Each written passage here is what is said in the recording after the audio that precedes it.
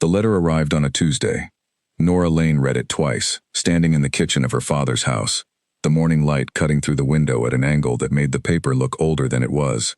The words were formal, polite even, but they carried the weight of something that had already been decided long before she picked up the envelope. Her father, Gerald Lane, had borrowed more than his land could repay. He had borrowed against his pack's loyalty, against his title, against every resource he had left. And now the debt had come due, not in gold, not in territory, but in her. She was 23 years old. She had a degree in literature that she had never used. She had a small collection of pressed flowers on her windowsill, and a cat named Fig who was currently sitting on the kitchen table watching her with half-closed eyes. She had a life, modest, quiet, entirely hers. And now she had 3 days to pack it into 2 bags and present herself at the gates of the Ashford estate, the Alpha King's estate. She set the letter down carefully on the counter, as though it might shatter if she dropped it. Then she looked at Fig. "Well," she said quietly, "that's that." Fig blinked once and looked away. She did not cry. She had learned a long time ago that crying did not change anything. It was not strength exactly. It was just a particular kind of practicality that she had developed in the years since her mother left, and her father's decisions became increasingly difficult to live with. She had grown up in the space between his choices and their consequences. She was used to landing on her feet. She told herself that now. She almost believed it. Her father sat in the living room when she carried the letter to him. He was in his armchair, which was where he spent most of his mornings, and he did not look up when she entered. He had been expecting her to find the letter. She could see it in the way his shoulders curved inward, the way he kept his eyes fixed on the window as though whatever was outside was much more interesting than what was standing in front of him. "You signed this," she said. "Not an accusation. A confirmation." He nodded. "You signed this," she said again, "and you didn't tell me." "I was going to," he said. She set the letter on the arm of his chair. 3 days, Dad." He reached up and pressed 2 fingers to the bridge of his nose. He looked old. He had always looked old to her, even when she was young. Old and tired, and a little bit sorry. Always a little bit sorry. But today he looked like a man who had run out of road and was only just beginning to understand what that meant. "The Ashford pack is the strongest in this region," he said. "Alignment with them protects our people. It protects our land." "It protects your debt," she said. He did not argue.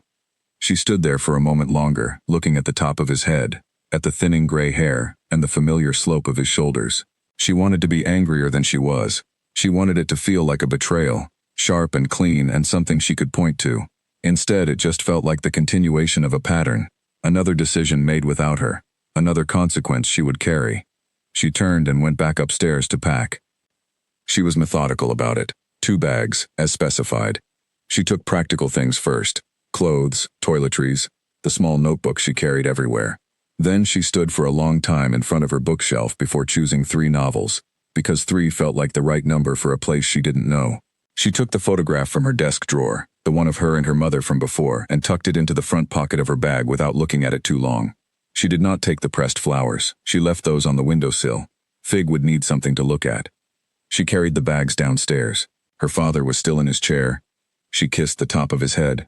She did not know why. Old habit, maybe. Or something else. The particular tenderness that people feel for the things they are leaving, even when those things have let them down. "Stay out of trouble," she said. He reached up and covered her hand with his for a moment. Neither of them said anything else. The car came for her the next morning. It was a black vehicle, clean and expensive looking, with a driver who introduced himself as Owen, and who did not say another word for the entire 2-hour journey. She sat in the back and watched the landscape change, her father's modest green territory giving way to denser forest, to wider roads, to a kind of land that felt deliberately kept, tended in the particular way that comes not from care but from power. The Ashford estate appeared first as a gate. Iron, tall, not decorative, functional in the way that things built to last tend to be. Owen spoke briefly into a radio, and the gates opened, and then they were on a long private road lined with old trees whose branches met overhead and turned the light green and shifting. She counted the trees. She did not know why. Something to do with her hands, maybe. The main house was stone, not the romantic, crumbling kind, but the settled, unyielding kind. It sat at the end of the road like a statement, like something that had been there long enough to stop trying to impress anyone. She thought, oddly, of a word she had read once in an architecture book. Gravitas, that was the word. The building had gravitas. Owen opened her door and she stepped out onto the gravel. The morning air here was colder than back home, sharper. She could smell pine and earth and something else underneath, something she didn't have a name for, though she recognized it. The particular scent of a place that belongs entirely to someone else. She straightened her coat and picked up her bags. And that was when she saw him. He came down the front steps at a pace that was unhurried but deliberate, the kind of walk that belonged to a man who had never needed to rush because things tended to arrange themselves around him rather than the other way around. He was tall, dark-haired, with a face that was open and warm in a way she had not expected. He smiled. It was a good smile, the kind of smile that made a room feel slightly less cold, that made a situation feel slightly less dire. She found herself responding to it before she had consciously decided to, the tension in her shoulders loosening just a fraction. "Nora Lane," he said, and his voice was the same as his smile. Warm, easy, no performance in it. "I'm glad you arrived safely. I was watching out the window and I thought for a moment Owen had lost you somewhere in the trees." Owen, who was already back in the driver's seat, did not react. "He's a very reliable driver," she said. The man laughed, a real laugh, short and genuine. "He is. He'd never forgive me for suggesting otherwise." He extended his hand. "Calder Ashford, I hope the journey wasn't too difficult." She shook it. "It was fine, thank you." "Good." He reached forward and before she could object, took both of her bags from her. She opened her mouth to tell him she could manage them herself, but he was already turning toward the steps, talking over his shoulder about the house, about where her rooms were, about dinner arrangements, as though carrying her bags was simply the natural next thing to do and required no discussion. She followed him up the steps and through the front door. Inside, the house was warmer than she expected, not just in temperature, in atmosphere. There were flowers on a table near the entrance, fresh ones. There were rugs on the floors, worn in the comfortable way that meant they had been used and enjoyed. Paintings hung on the walls, not the stiff formal kind but landscapes, scenes from what looked like the surrounding land. Calder led her through a corridor, up a wide staircase, down another hall. He pointed things out as they went. The library was on the second floor, he said. She was welcome there whenever she liked. Breakfast was usually available until 10. The grounds were open to her as well, except for the east wing, which was under renovation. She stored all of it away. She was good at that, taking in information, organizing it, keeping it somewhere useful. "The king," she said, when there was a break in Calder's talking. He glanced back at her. "I was told I would be received formally," she said, "to discuss the terms." Calder's expression shifted, not dramatically, not in any way that would be obvious to most people, but she caught it. A brief pause, a careful blink, something that moved behind his eyes and was gone before she could read it properly. "My brother is occupied this morning," he said. "He'll receive you at dinner this evening, if that works." "Of course," she said. He stopped at a door near the end of the hall and pushed it open. The room inside was large and quiet and well lit, with tall windows that looked out over the back gardens. There was a writing desk, a reading chair, a bookshelf with books already on it, not placed for decoration, she noticed, but organized in a way that looked as though someone had actually thought about what she might want to read. She stood in the doorway and took it in. "If there's anything you need," Calder said, setting her bags just inside the door, "you only have to ask. Someone will always be close by." She turned to thank him. He was already smiling again, that easy, practiced warmth. But she noticed something else now, something that the warmth was sitting on top of. A quality to his attention that was just a little too deliberate. A friendliness that was just a little too smooth. She filed it away. "Thank you," she said. "This is very kind." He left her then, and she closed the door quietly behind him, and stood alone in the room for a long moment. She set her coat on the chair. She went to the window and looked out at the gardens, at the careful rows of greenery and the pale morning light falling across the stone paths. Somewhere below her, somewhere in this large and quiet house, there was a man she had not yet met. A man who had agreed to take her in as a debt payment, as a formal arrangement, as a piece of someone else's bargain. She did not know what to expect from him. She had heard stories. Everyone had heard stories about the alpha king of the Ashford pack. Some said he was brilliant and ruthless. Some said he was cold beyond reaching. Some said he was a man who had held his people together through 3 border disputes and a succession crisis, and had come out of all of it still standing, which meant either that he was extraordinary or that he was the kind of person it was extremely unwise to stand against. She was about to find out which. She unpacked her bags methodically. She arranged her 3 books on the shelf. She set her notebook on the writing desk. She put the photograph in the drawer without looking at it. She washed her face, changed her clothes, and sat down in the reading chair to wait for evening. She did not let herself be frightened. That would come later, maybe, if there was a reason for it. Right now she had no facts beyond the room she was sitting in, and the warmth of the light coming through the tall windows. And she had learned, she had been taught, gradually, by the series of things that had happened to her, that fear without facts was just energy wasted. She picked up one of the books. She read 12 pages before she realized she had not retained a single word of them. She set the book down and looked out the window instead. Calder Ashford had been kind. That was something. Kindness was not safety, she knew that. Kindness could be many things, only some of them genuine. But it was at least a surface to stand on while she figured out the ground beneath her feet. The Alpha King had not come down. She turned that over in her mind. He had not come to greet her, had not sent any message, had simply been somewhere else in this large house while his twin brother handled her arrival. She did not know what to make of that. It could mean indifference. It could mean disdain. It could mean he was simply a man with more pressing things to attend to than a guest he had not chosen. Or it could mean something else entirely. She would know soon enough. She went back to the window. Below, in the garden, 2 members of the household staff were trimming a hedge along the stone path. One of them laughed at something the other said. The sound drifted up, faint and pleasant, through the glass. She watched them until the light began to shift toward afternoon. Then she straightened her spine, stood up, and went to the small mirror near the wardrobe to check her appearance. She looked tired. She had not slept well the night before, but composed. She could work with composed. She thought about the letter. She thought about her father in his chair. She thought about Fig, who was probably sitting on the kitchen table by now, looking at the empty windowsill where the pressed flowers used to be.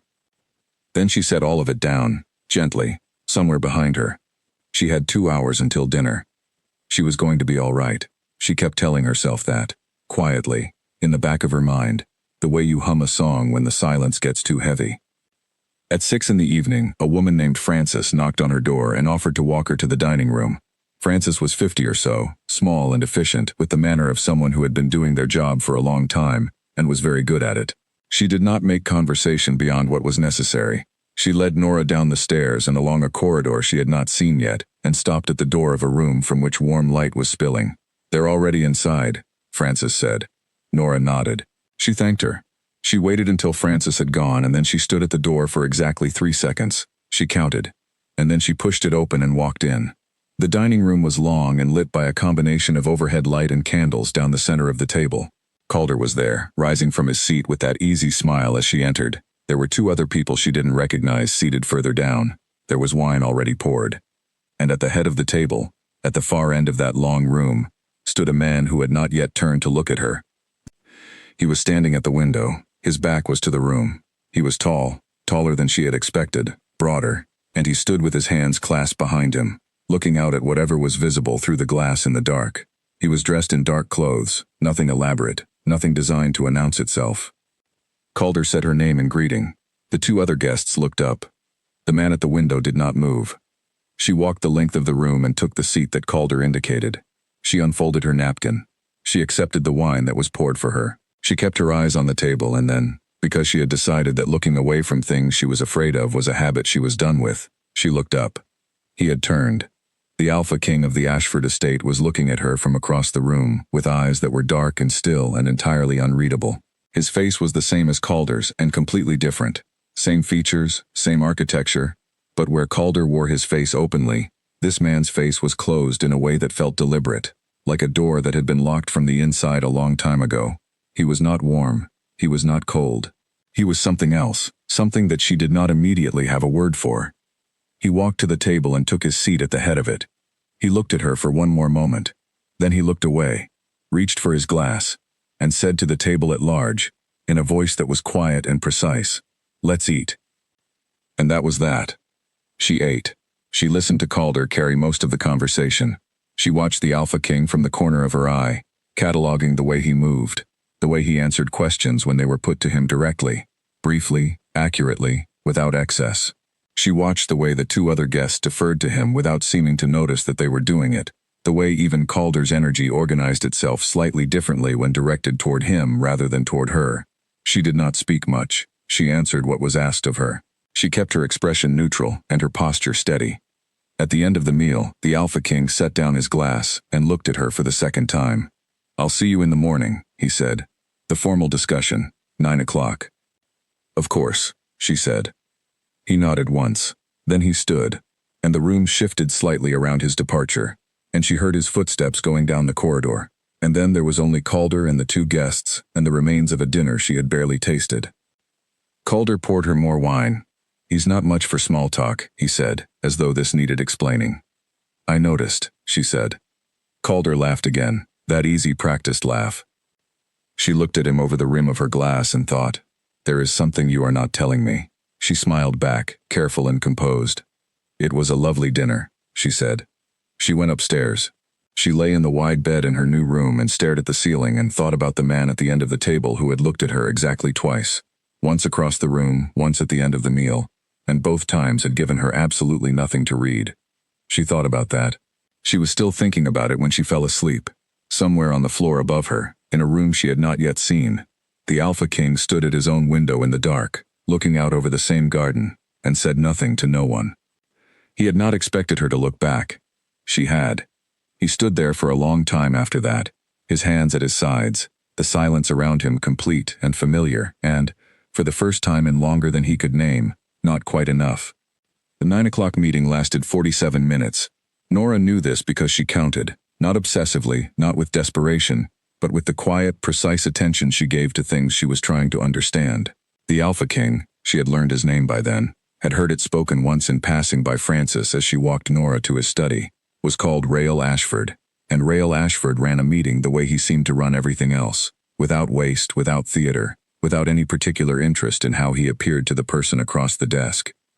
He sat behind that desk with 2 documents in front of him and a cup of tea he didn't touch, and he told her, in very plain and careful language, what her presence at the Ashford estate meant and what it did not mean.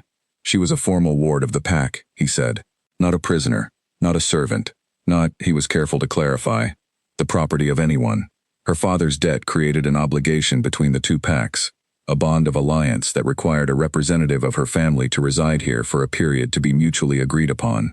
She would be given full access to the estate and its grounds. She would be treated with respect. She would be consulted on any decision that directly affected her. He spoke all of this with the delivery of a man reading from a document that only he could see. No warmth, but no hostility either. Just information, clearly organized and clearly given. She listened. She asked 2 questions. He answered both of them directly. When it was over, he stood. She stood. He held out his hand and she shook it, and that was the first time she was close enough to him to notice the particular quality of his stillness. Not the stillness of calm exactly, but of something held very deliberately in place. "Is there anything you need?" he asked. "No," she said. "Thank you." He nodded. He sat back down. She left. That was that. She walked back through the corridor to the staircase, and she climbed the stairs, and she went to her room and stood at the window looking out at the gardens below, and she thought, well, he was not what she had expected. She had expected the stories, power that wore itself loudly, presence that filled a room in the aggressive way, the particular brand of authority that needed the people around it to feel small in order to feel large itself. She had met men like that before, her father's creditors, some of the other pack leaders who had passed through her family's home over the years. She knew how that version of powerful moved. Rael Ashford did not move like that. He moved like someone who had learned a long time ago that he didn't need to perform. The authority was just there, the same way gravity was just there, not announcing itself, not requiring your acknowledgement, simply operating whether you understood it or not. She did not know what to do with that. She picked up her notebook and sat down at the writing desk and wrote, in her neat small handwriting, quiet, certain, not unkind, possibly unknowable. Then she underlined the last word and looked at it for a while. There was a knock at her door just after 11. She called out for them to come in, and it was Calder, leaning in the doorway with the casual ease of someone who had grown up treating every room in a house as his own space, even the ones that technically belonged to someone else. "How did it go?" he asked. "Well, I think," she said. "Good." He was watching her with that particular quality of attention she had noticed the evening before, warm on the surface but pointed underneath, like sunlight through a lens. "He can be a lot to take in, the first time." "He was perfectly clear," she said. Calder tilted his head slightly. "Clear," he repeated, as though tasting the word. "Yes, he's that." He pushed off the doorframe. "Come have tea with me. There's a good sitting room on the south side, warmer in the mornings. Much better than sitting up here by yourself." She put the cap on her pen.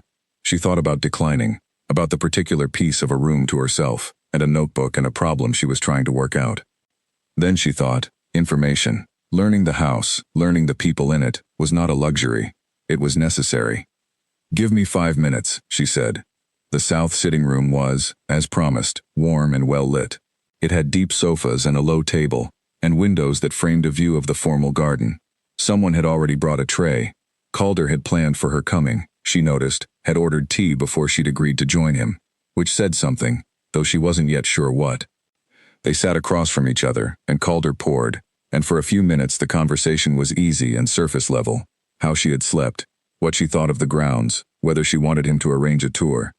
Then he said, as though it were a natural next thing, "How much do you know about this arrangement?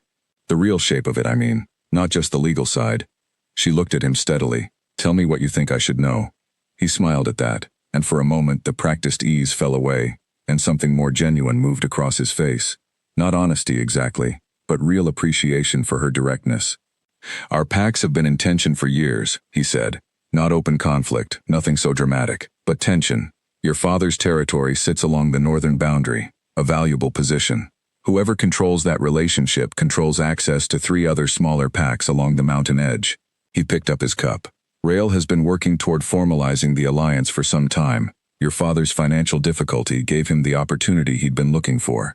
So I'm a political asset," she said. "Everyone here is a political asset of one kind or another," Calder said. "That's just what it means to live inside a structure like this one. The difference is knowing it, and deciding what you want to do with the knowledge." She considered that. "What do you suggest I do with it?" He met her eyes. "I suggest you be careful," he said.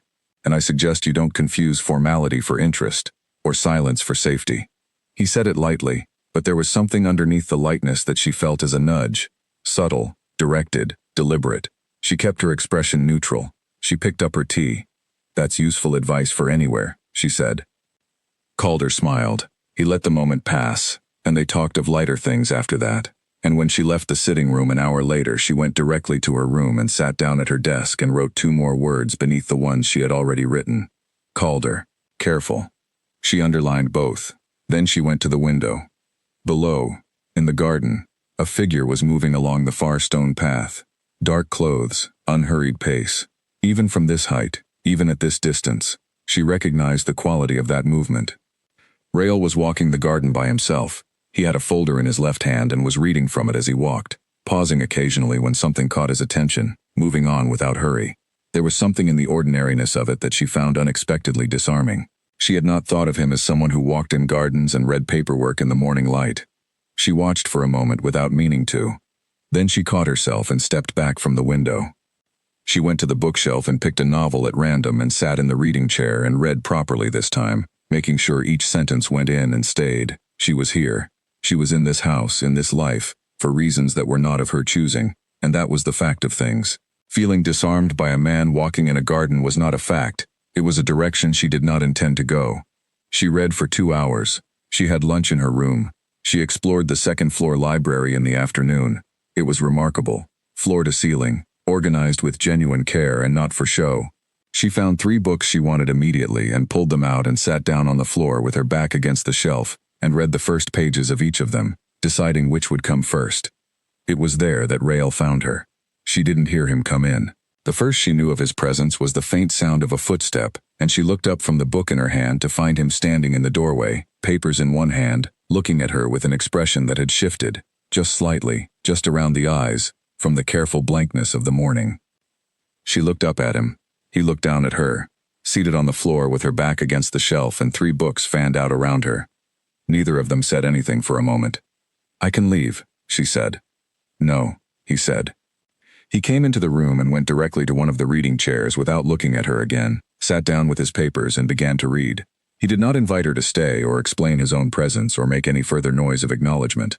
He simply settled in and went back to work, and the room, which had been hers a moment ago, was now a shared space, and he had arranged that transition in about 4 seconds without any apparent effort.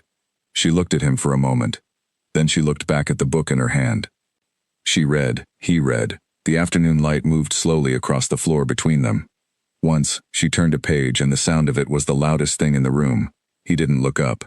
Once, he shifted in his chair, and she kept her eyes on her book with great deliberateness. Once, she looked up to find him looking at her, and he looked back at his papers immediately, without expression, the way you return your gaze to the road when you realize you have been watching the scenery too long. She pressed her lips together and looked back at her book. The afternoon went on. At 4 o'clock, Francis appeared with tea for two. Neither of them had asked for it. She set it on the low table without comment and left, and Nora looked at the tray and then at Rael, who had not moved. She poured 2 cups. She set his on the arm of his chair without speaking. After a moment, he picked it up. She went back to her book. At 5, she gathered the 3 novels she'd chosen and stood up and stretched her back and said, to the room rather than specifically to him, "Good afternoon." "Good afternoon," he said, to his papers. She left. She walked down the hall to her room and closed the door behind her and stood in the middle of it for a second, holding 3 library books and thinking about nothing in particular, or trying to think about nothing in particular, which was not quite the same thing. She set the books on her desk. She sat on the edge of her bed. She thought, tea for 2. Francis had brought tea for 2, which meant Francis had known they were both in the library, which meant the staff were tracking both of their movements, which meant this house was much more closely attended than it felt. She thought about that for a while. Then she thought about the way he had looked at her when she glanced up, just before he looked away, and about the particular quality of a space being shared by 2 people who are both pretending not to be aware of each other. That was a different problem. She set it aside. She was here for practical reasons. She needed to understand the structure of this place, its people, its politics, its hidden language. Calder's tea-time conversation had told her that there was more beneath the surface of this arrangement than a simple debt settlement. Rael's behavior that morning had told her that he was a man who said exactly as much as he meant and nothing additional. The library had told her something else. She just wasn't sure yet what, exactly. She went to the writing desk and added to her notes. She wrote, "The house watches, the library, shared space, tea without invitation." She thought for a moment, then added, "He reads like a man who is used to being alone in a room." She underlined that one too. Then she closed the notebook and went to wash her face before dinner. Dinner was smaller that evening. Just her and Calder, and an older woman named Vera, who turned out to be some kind of legal advisor to the pack, and who had the pleased, certain manner of someone who had survived several decades of complicated human behavior, by maintaining excellent records of all of it. Nora liked her immediately. Rael did not come to dinner, Calder explained, when she asked, lightly, as though merely noting it, that he often worked through the evening meal. Nothing unusual. He said this with a smile and a refill of her wine, and she smiled back and thought, "You noticed that I asked." She watched Calder all through dinner, not obviously, not in a way that would be felt, but carefully, the way she read. She was looking for the shape of him beneath the warmth he showed. His humor was real, she thought. His intelligence was real. His ease in a room was real. But there was something else operating behind all of it, something that had a direction, a goal, a purpose that she had not yet identified. He walked her to the foot of the staircase at the end of the evening. "Sleep well," he said. "Thank you," she said. "You too." She was halfway up the stairs when he said, conversationally, lightly, to her back, "He doesn't sit still, you know, Rael. He works in the evenings because if he stops moving, he has to think about things he doesn't want to think about." She stopped on the stair. She did not turn around. "Good night, Calder," she said, and kept walking. In her room, alone, she stood at the window for a long time and looked out at the garden. It was dark now, the garden shapes just visible in the outdoor light from the far edge of the building. She could see the stone path where she had watched Rael walking that morning. She did not know what Calder was doing with the information he kept dropping into conversations the way someone drops coins into a fountain. Small gestures, each one individually harmless. She did not know yet whether he was warning her or directing her, whether his apparent warmth toward her was genuine or strategic, or some combination of the two that she would only understand in hindsight. What she knew was this: she was not going to be managed by either of them, not by Calder's easy conversation and his carefully placed disclosures, not by the Alpha King's silence and his unreadable face. She was going to figure out the truth of this place with her own 2 eyes, in her own time, and she was going to remain herself while doing it. She pressed her palm to the cool glass of the window. Then she went to bed. She slept, and in the morning, she started learning. She started with the small things. The chair in the dining room had been moved between the first evening and the second. She noticed it because she was in the habit of noticing the positions of furniture, a habit from childhood, from a home where things shifted when her father's moods shifted, and you learned early to read the arrangement of a room as a mood before you read the face of the person in it. The chair had been moved so that her back was no longer to the corridor door. Someone had repositioned it, angling it slightly, so that she could see the room entrance from her seat. She did not mention it. She started watching who spoke to whom, and how, and when the patterns broke. She started mapping the house not just physically but socially, where the staff moved with ease and where they moved with care. She started paying attention to the things Calder brought up in conversation, and the things he carefully did not. And she started paying attention to Rael. Not in the way she was afraid of. Not in the way that was about him specifically. Just the way she paid attention to anything she needed to understand. With her whole mind, quietly, without announcement. He was a man of extreme routine. Breakfast at 7, always. Papers in his study until 9. A walk at some point in the mid-morning. Lunch at his desk, from what she could tell. Afternoons that seemed to be occupied by a shifting series of meetings, calls, correspondence. Dinner sometimes, not always.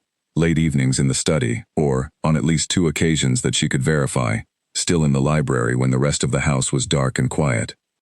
He did not seek her out. He did not avoid her either. When they were in the same space, he was present in the particular, complete way he seemed to be present for everything.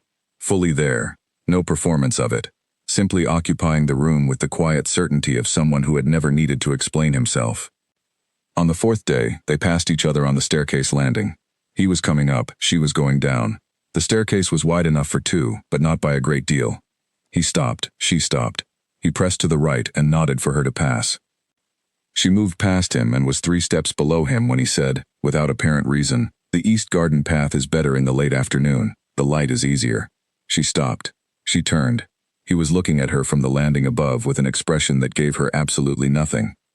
"Better for what?" she asked. "Walking," he said. Then he continued up the stairs. She stood on the step below and looked after him for a moment. Then she continued down. That afternoon, she took the East Garden path at 4:30. The light was, in fact, better. It came in at a low, warm angle through the trees at the eastern edge, turning the stone of the path a different color and making the whole space feel quieter and older, and considerably more beautiful than she had previously noticed. She walked it twice, and then she went inside. She did not thank him. She told herself this was because there was no natural moment to do it. She knew, if she was honest with herself, that the reason was slightly more complicated than that. 3 weeks into her time at the Ashford estate, Nora understood the house the way you understand a language. Not fluently yet, but well enough to hear when a sentence was slightly wrong. The household staff respected Rael without apparent fear. That told her something. Fear-based respect had a different texture, quieter, more contained, with a particular quality of relief that entered a room when the object of the fear left it. What she saw here was something else. The staff moved around Rael the way competent people moved around someone whose competence they trusted. They adjusted naturally to his pace, his priorities, his preferences, not out of anxiety but out of a kind of aligned efficiency. It was the atmosphere of a place that had been run well for a long time. Calder moved through the same house like a guest in a hotel that happened to share his last name. Charming with everyone, close to no one. His ease so polished and total that she was beginning to understand it was not actually ease at all. It was armor. It was the most functional kind of armor, the kind that nobody thought to call a weapon. She was thinking about this on a morning in her 3rd week when she walked out to the garden and found Calder waiting on the bench near the rose hedge, as though he had been expecting her. Maybe he had. "Sit with me," he said. She sat. The morning was cool and clear, the kind of morning that made you feel, briefly, that things might be simply what they appeared to be. She had learned not to trust that feeling, but she let herself have it anyway, for a moment. "You're settling in," Calder said, not a question. "Yes," she said. "I'm glad." He stretched his legs out in front of him and looked at the garden the way he looked at most things, comfortably, openly, as though nothing in his vision was a problem. "I want to ask you something, and I'd like you to take it at face value, not as strategy." She looked at him. "Ask. Do you know what you want to do with your life?" She blinked. It was not what she had been expecting.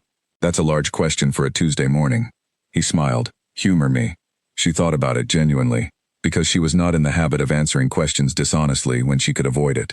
"I want to be useful," she said. "I want to understand things. I want to live in a way that's mine, not borrowed from someone else's plan for me." Calder nodded slowly. He was quiet for a moment. Then he said, "Rael has plans for this alliance, long-term ones. If they go the way he intends, your connection to this pack won't be a temporary arrangement. It'll become permanent. He'll want to formalize it." She looked at him steadily. He hasn't told me that. No, Calder said. He wouldn't. Not yet. He'd let it develop until it seemed natural, until it seemed like your own conclusion. She sat with that. The morning felt a little less clear. Why are you telling me this? She asked. Calder turned to look at her directly for the first time in the conversation. The warmth was still there, but underneath it something had shifted, or maybe she was seeing through it for the first time, finally reading the actual expression beneath the practiced one. Because you deserve to know the shape of what you've been placed inside, he said. And because not everything my brother does is for the reasons he says it is. She held his gaze. And what are your reasons for telling me? He smiled again. This one was different, quieter, less performed. I think you're someone worth telling the truth to. She looked at him for a long moment. Then she looked back at the garden. I'll think about what you've said, she told him. That was all she gave him. He accepted it without pushing, and after a few more minutes he stood, said he had calls to make, and left her on the bench. She stayed there for another 20 minutes. She was turning over his words carefully, separating them from the manner in which they had been delivered, because she had learned that those were two different things, and it was important not to conflate them. His manner was warm and concerned and honest-seeming. His words, looked at plainly, were a warning designed to create doubt about Rael. Whether that doubt was warranted was a separate question. She thought about the chair moved to face the door. She thought about the library and the tea and the staircase landing and the quiet suggestion about the East Garden path. She thought about Rael's meetings, which she could not attend, and his evenings in the study, which she did not see, and all the things she did not know. She thought about Calder, who was always available, always present, always ready with warmth and information, and a gentle hand pointing in a particular direction. She went inside and went to the library. She was not surprised to find Rael there. She was beginning to understand that the library was something like neutral ground for both of them, a space they had arrived at from different directions and chose, without discussion, to continue sharing. She went to the shelf she had been working through and selected her next book. She sat in the reading chair that had become, by accumulated quiet agreement, hers. He was at the desk today rather than the chair. He had 3 folders open around him and was writing something in a fast, economical hand. She read. He wrote. The room was comfortable in the way it always was, not warm exactly, not a warmth she would have predicted, but something that functioned similarly, a kind of shared understanding that they were both here to do something and that the presence of the other was not an obstacle to it. After about an hour, without looking up, he said, Calder spoke to you this morning. She looked up. He was still writing. How do you know? You have a particular expression when you're working through something he said. She stared at him. I haven't been aware of having any particular expression. You press your lips together, he said, and you look at the page without reading it. She was quiet for a moment. What do I look like when I'm actually reading? He looked up then. His eyes met hers across the room. There was something in his face, not the blankness of the formal meeting, not the careful neutrality of the dining room, but something smaller and more specific, something that lived just around the edges of an expression he was not quite making. Different, he said. He looked back at his papers. She looked back at her book. She did not press her lips together. She was acutely conscious of not pressing her lips together, which was almost worse. After another silence, she said, He told me you have long-term plans for the Alliance, that you'd want to formalize my connection to the pack permanently. Rael's pen stopped moving. Did he say that? He said, not a question. Is it true? She asked. A pause, short. Then, a formal long-term alliance between our packs would benefit both communities significantly, he said. I haven't made any decisions about the form that would take. She considered the precision of that answer. It neither confirmed nor denied what Calder had said. It told her what he was willing to say, and nothing about what he wasn't. You do that very well, she said. He looked at her. Do what? Answer questions exactly as far as you intend to, and no further, she said. It's impressive, actually. Most people don't realize they're leaving gaps. He held her gaze for a moment. Something moved in his expression that she could not immediately name. Then he said, What did you want me to say? I wanted you to tell me what you actually think, she said, about me being here, about what I am in this arrangement, beyond the legal description you gave me in the meeting. The quiet that followed was different from the library quiet. It was the quiet of a man who was deciding something. You are not what I expected, he said finally. She blinked. What did you expect? He looked at her for a long moment, the longest look he had given her since she arrived, unhurried in a way that felt deliberate, as though he had decided, at least for this moment, to stop managing his own attention. Someone who would be easier to not think about, he said. Then he looked back at his papers. She sat very still in her chair. She was going to need a longer entry in her notebook after this. She stayed in the library until the light changed. He stayed too, and they did not speak again, but the silence was different now. It had a different weight to it, or maybe she was only hearing a weight that had been there all along and she was only just beginning to have ears for it. At 6, she stood and gathered her books. He looked up. Dinner, she said. It was not an invitation exactly, more like a statement of intent. He was quiet for a moment, then, yes. He came to dinner that night, sat at the head of the table, spoke when spoken to, said nothing unnecessary. But twice during the meal she felt his attention move to her, not intrusively, not dramatically, just that quality of focused awareness that he brought to everything. And twice she did not look up, because she thought if she did she would not be able to arrange her face properly. Calder was at dinner too, easier and louder than ever, filling the room with conversation and laughter. She watched him watching her, watching Rael, doing the small calculations that lived behind his eyes. She was beginning to understand those calculations, beginning to trace their shape, beginning to build a picture that she did not fully like. After dinner she went upstairs. She did not look back at either of them. She sat at her writing desk and opened her notebook and wrote for a long time. She wrote about the chair, about the tea, about the East Garden path. She wrote about what Calder had said on the bench. She wrote about what Rael had said in the library, in the precise and careful language he had used, which she reproduced as closely as she could, because the exact words mattered. She wrote, "Someone who would be easier to not think about." She underlined it. She stared at it for a moment, then she turned to a new page. She had been brought here as a debt payment. She had no illusions about that. The arrangement was what it was, and she had accepted it with open eyes, because she had not, in the end, had another choice. But the arrangement was not the same thing as the place, and the place was not the same as the people in it, and the people in it were rapidly becoming more complicated than any structure of formal obligation could contain. She needed to stay clear-eyed.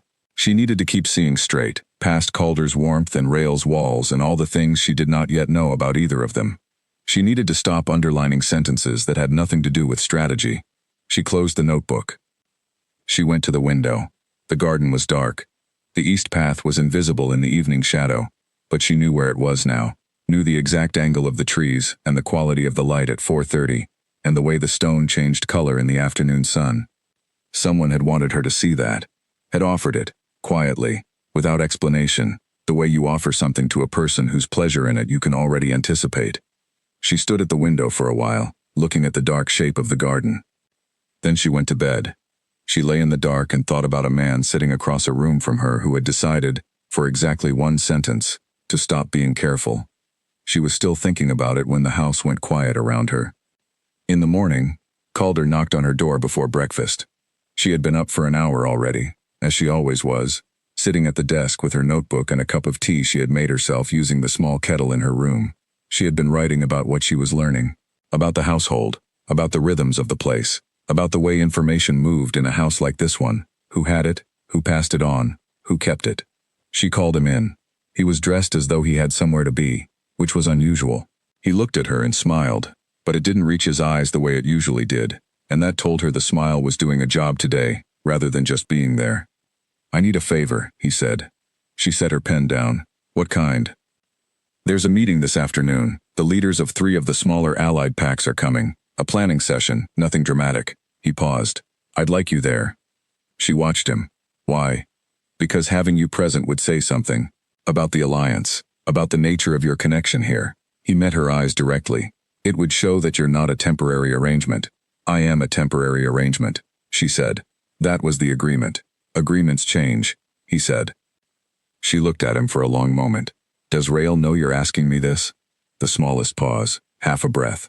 "I'm asking on behalf of the family," he said, which was not an answer. She picked up her pen. "I'll think about it," she said. He smiled. "That's all I ask."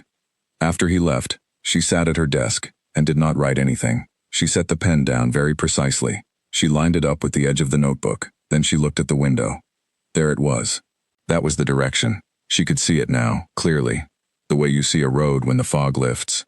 Not a revelation, because she had suspected the shape of it, but a confirmation that landed in her chest as something cold and certain. Calder wanted her visible, wanted her public. wanted her associated with the Ashford name in a way that could be read as alignment, as bond, as something that had been chosen rather than assigned. Not by Rael, by him.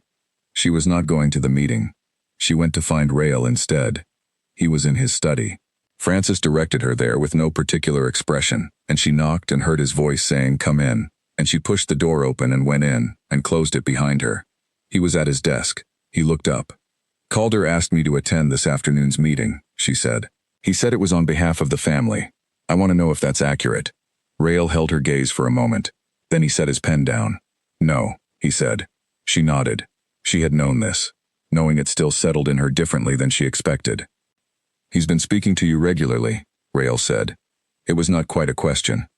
"Yes," she said. "Every day, almost. In the way that seems natural.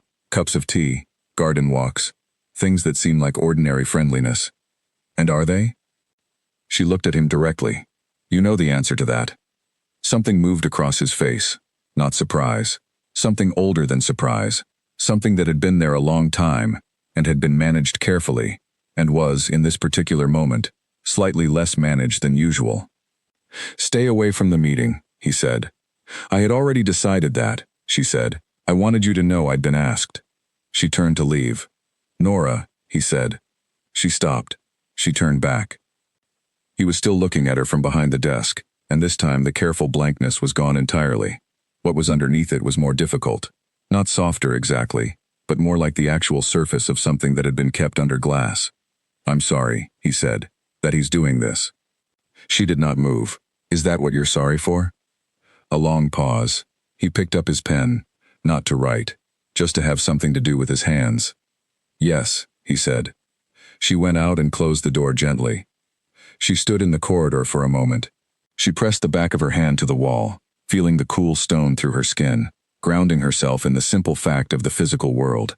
Then she went to the library and read for 3 hours and did not think about anything at all. Or she tried not to. She mostly failed. That evening she sat alone in the south sitting room after dinner, which was a smaller affair because Calder had been in a meeting that ran long, and Rael had eaten with his guests, and she had been given a quiet table in the side dining area that Francis had prepared with the same unassuming efficiency with which the household seemed to handle everything. She had a glass of wine and a novel she was not reading, and she was thinking, not about Rael or Calder or the meeting or her father or any of it, but about the fact of her life, the particular shape it had taken, the things that had brought her to this room, this house, this arrangement.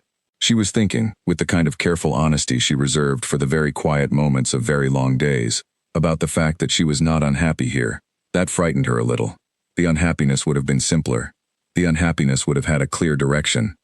What she felt instead was something more like being awake, more alert than she had been in a long time, more present in each hour of each day, as though the removal of her usual life, its routines, its small comforts, its comfortable distances, had stripped something away and left her seeing more clearly.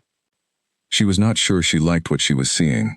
She was not sure she was ready to look at it directly. But it was there, and she was beginning to understand that not looking at it directly was not the same as not seeing it. She closed the novel. She finished the wine. She went upstairs. At the top of the stairs she heard footsteps in the corridor from the direction of Rael's study, and she went still without fully deciding to. And the footsteps slowed and then stopped, and she turned. He was standing at the end of the corridor in the lamplight, still in his day clothes, a folder in one hand. They were perhaps 20 feet apart. The house was quiet around them. He looked at her. She looked at him. Neither of them said anything. It lasted about 4 seconds, which was long enough to be something, and then he inclined his head, a small acknowledgement, barely more than a nod, and she inclined hers in return, and they each went in their own direction, and the corridor was empty again. She went into her room and stood in the middle of it in the dark for a while before she remembered to turn the lamp on. Some things didn't need words. She was beginning to learn the grammar of how this particular man communicated without them. She was beginning to understand that the library, and the chair, and the east garden path, and the tea, and the apology that morning, and the corridor just now, these were not coincidences.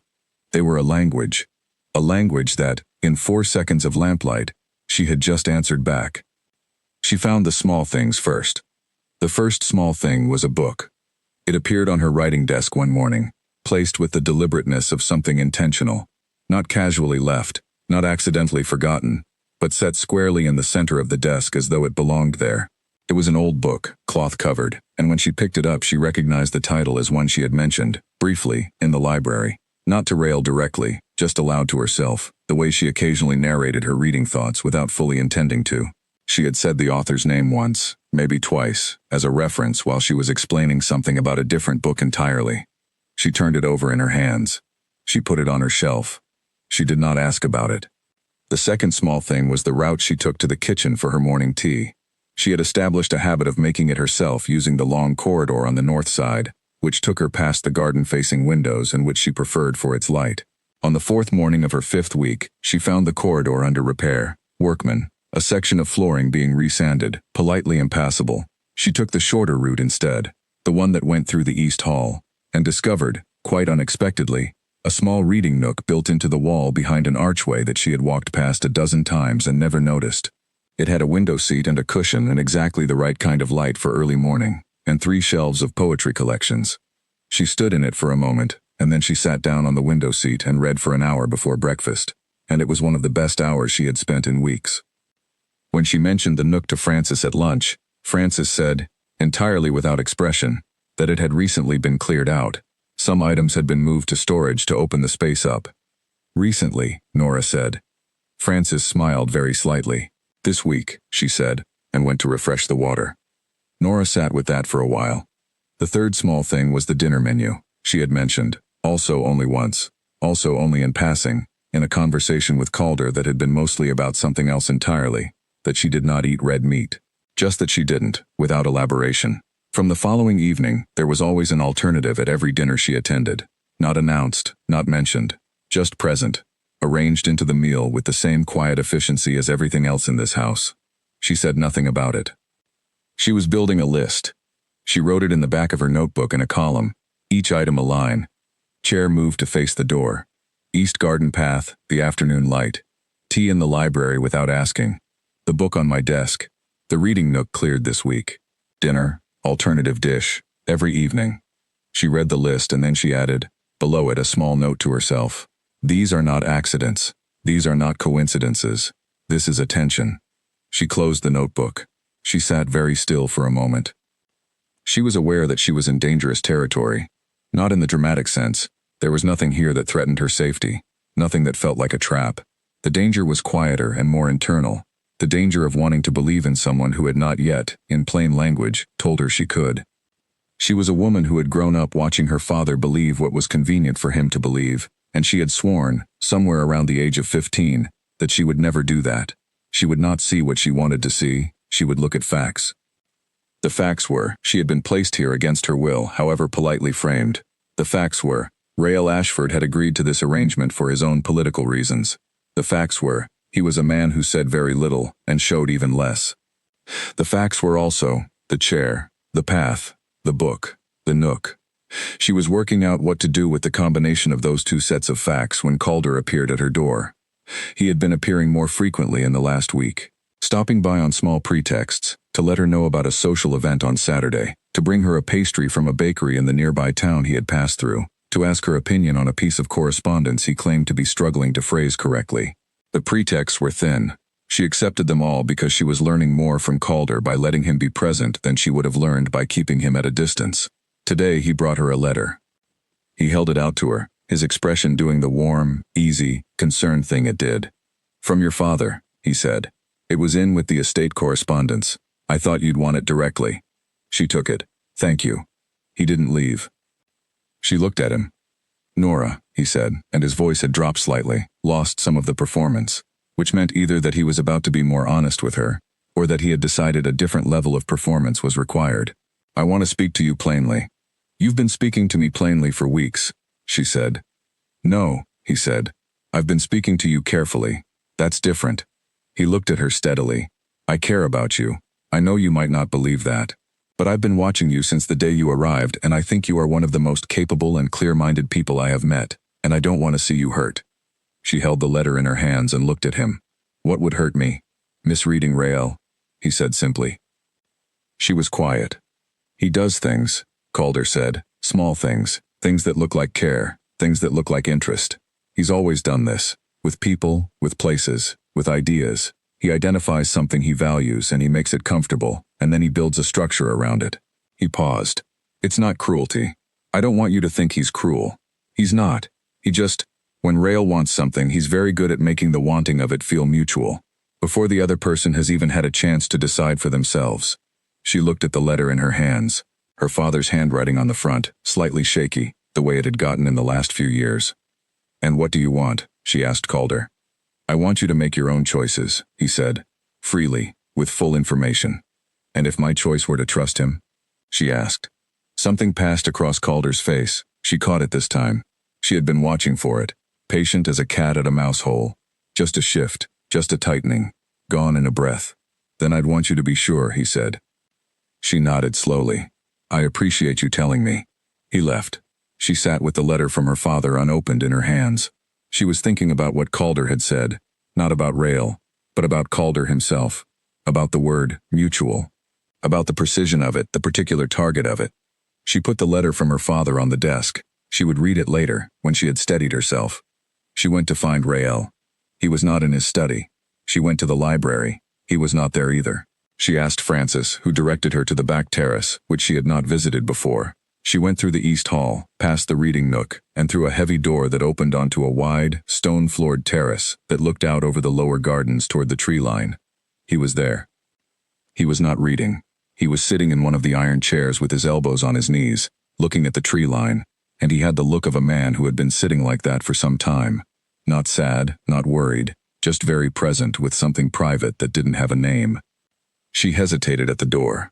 He heard her anyway, or sensed her. She was never quite sure with him whether he perceived things differently or simply paid attention with a quality of focus that most people didn't, and he turned his head. She came out and sat in the chair across from his. They were quiet for a moment. The trees at the edge of the property were moving slightly in the wind. The light was different out here, wider and more open than in any room of the house. He told you something today, Rael said. Not a question. He tells me something every day, she said. Something about me, he amended. She looked at him. He suggested that you make wanting things feel mutual before the other person has decided for themselves. Rael was quiet for a moment. He looked at the trees. That's an accurate description of something I used to do, he said, when I was much younger, when I understood power and didn't yet understand people. She waited. I don't do it now, he said. I'm not sure Calder knows that. Or he does know it, she said carefully, and the description is still useful to him. Rael looked at her, sharply, not angry, alert. Why useful, he said. She held his gaze. Because if I believe you are maneuvering me, I stay at a distance from you. And if I stay at a distance from you, the space between us is easier to occupy. Silence. Not the library silence, not the dining room silence. Something older. Rael looked at her with an expression that had given up, at least temporarily, on being unreadable. What was underneath was something that had been there for a long time. She could see that, could see the depth of it, the age of it, and it was not comfortable, and it was not what she expected, and it was not small. I need you to know something, he said. She waited. Every single thing I have done since you arrived, he said, I have done because I wanted to. Not strategically, not to build structure around you. He stopped. He looked at his hands briefly, then back at her. I moved the chair because your back was to the door, and it made me uncomfortable that you couldn't see who was entering the room. I told you about the garden path because you had mentioned, once, 3 days before, that you missed walking in the evening and the light was wrong on the west side. I ordered the alternative at dinner because you don't eat red meat. He paused. I didn't do any of it to make you feel anything. I did it because it was the right thing to do for you, and I wanted to do right by you, and I seemed to be. He stopped again. He pressed his mouth together. I seemed to be very bad at not doing that. She looked at him. He looked back at her. The wind moved the trees at the edge of the property, and the afternoon light lay across the terrace stones, and the house was quiet at their backs, and the whole world seemed, for a moment, to be waiting. The book on my desk, she said. You mentioned the author 3 weeks ago, he said. 4th shelf from the bottom. East wall. She pressed her lips together for reasons that had nothing to do with working through Calder's words. I know, she said finally. He looked at her with a question in his expression that he did not ask out loud. That you're not maneuvering me, she said. I know. And the thing that passed across his face then was so genuine and so briefly unguarded that she had to look away from it, back at the trees, back at the simple fact of the wind moving through green things in the afternoon. She sat beside him for another hour. Neither of them spoke again, but the silence was different from all the other silences. It was the silence of two people who had said the thing, and were now sitting in what came after it, and did not feel any urgent need to fill it with anything else. She read her father's letter that evening. It was short. Her father was not a man of many words when it came to things that mattered. He wrote that he was well. He wrote that he hoped she was settled. He wrote, with the oblique delicacy of a man who did not know how to say sorry, and so said everything adjacent to it, that the house was quiet without her, and that Fig had taken to sleeping on her bed. She folded the letter and put it in the drawer with the photograph. She went to the window. The terrace was visible at an angle from this direction, a corner of stone with the empty chairs catching the last of the evening light. She looked at them for a moment. Then she went to her desk and opened her notebook. She turned to the list in the back, the column of small things. She looked at it for a while. Then she closed the notebook and went to bed and stared at the ceiling and thought about Rael's face when he said, "I wanted to do right by you," and the particular stillness of a man admitting to something that had clearly been costing him considerable effort to hold. She had been watching people her entire life. She had been reading faces and rooms and situations since she was old enough to know it was necessary. She had spent 23 years calibrating the difference between people who said what they meant and people who said what was useful. Rael Ashford said what he meant. It was, she realized, one of the rarest things she had encountered in a person. She turned over in bed and pressed her face into the pillow and had a word with herself, sharp and short and practical. She told herself that a man being honest was not the same as a situation being simple. She told herself that whatever this was, whatever was developing in the terrace silences and the library afternoons and the small, careful offerings of attention, it existed inside a structure that had not been built for it. She had been brought here as part of an arrangement. The arrangement had its own logic, its own weight, its own gravity. And somewhere in this house, Calder Ashford was watching all of it with the focused, patient attention of a man who was very good at waiting for the moment to move. She needed to keep thinking. She needed to keep watching. She told herself these things. She mostly meant them. In the morning she went to the East Hall reading nook and read poetry for an hour before breakfast. And at some point she looked up from the page and thought about the fact that someone had cleared this space for her, and she let herself feel that, just briefly, without immediately organizing it into something useful. Then she closed the book and went to breakfast. Rael was at the table. He looked up when she came in. He didn't smile. He was not much of a smiler in the uncomplicated way, but something in his face opened very slightly, the particular look of a man who sees something he was hoping to see, and then he looked back at his tea. She sat down. She poured her own tea. They ate in silence, and it was the most comfortable silence she had inhabited since arriving at this house, and she thought, well. Calder came in 10 minutes later, cheerful and slightly late, with the particular energy of a man who had somewhere to be and was making sure everyone knew it. He dropped into a chair, grabbed a piece of toast, looked between the two of them with bright and practiced eyes. "You're both up early," he said. "I'm always up early," she said. "So is he," Calder said, gesturing at Rael with his toast, which I've always found very irritating about him. Rael did not look up. "It's 7:15, he said. "Exactly," Calder said. Irritating.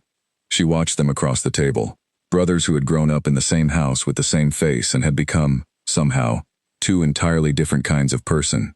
She thought about what Rael had said, that Calder's description was accurate for who he used to be, not who he was now. She thought about what it meant, to have your past used against your present by someone who had been watching closely enough to know where the old vulnerabilities were.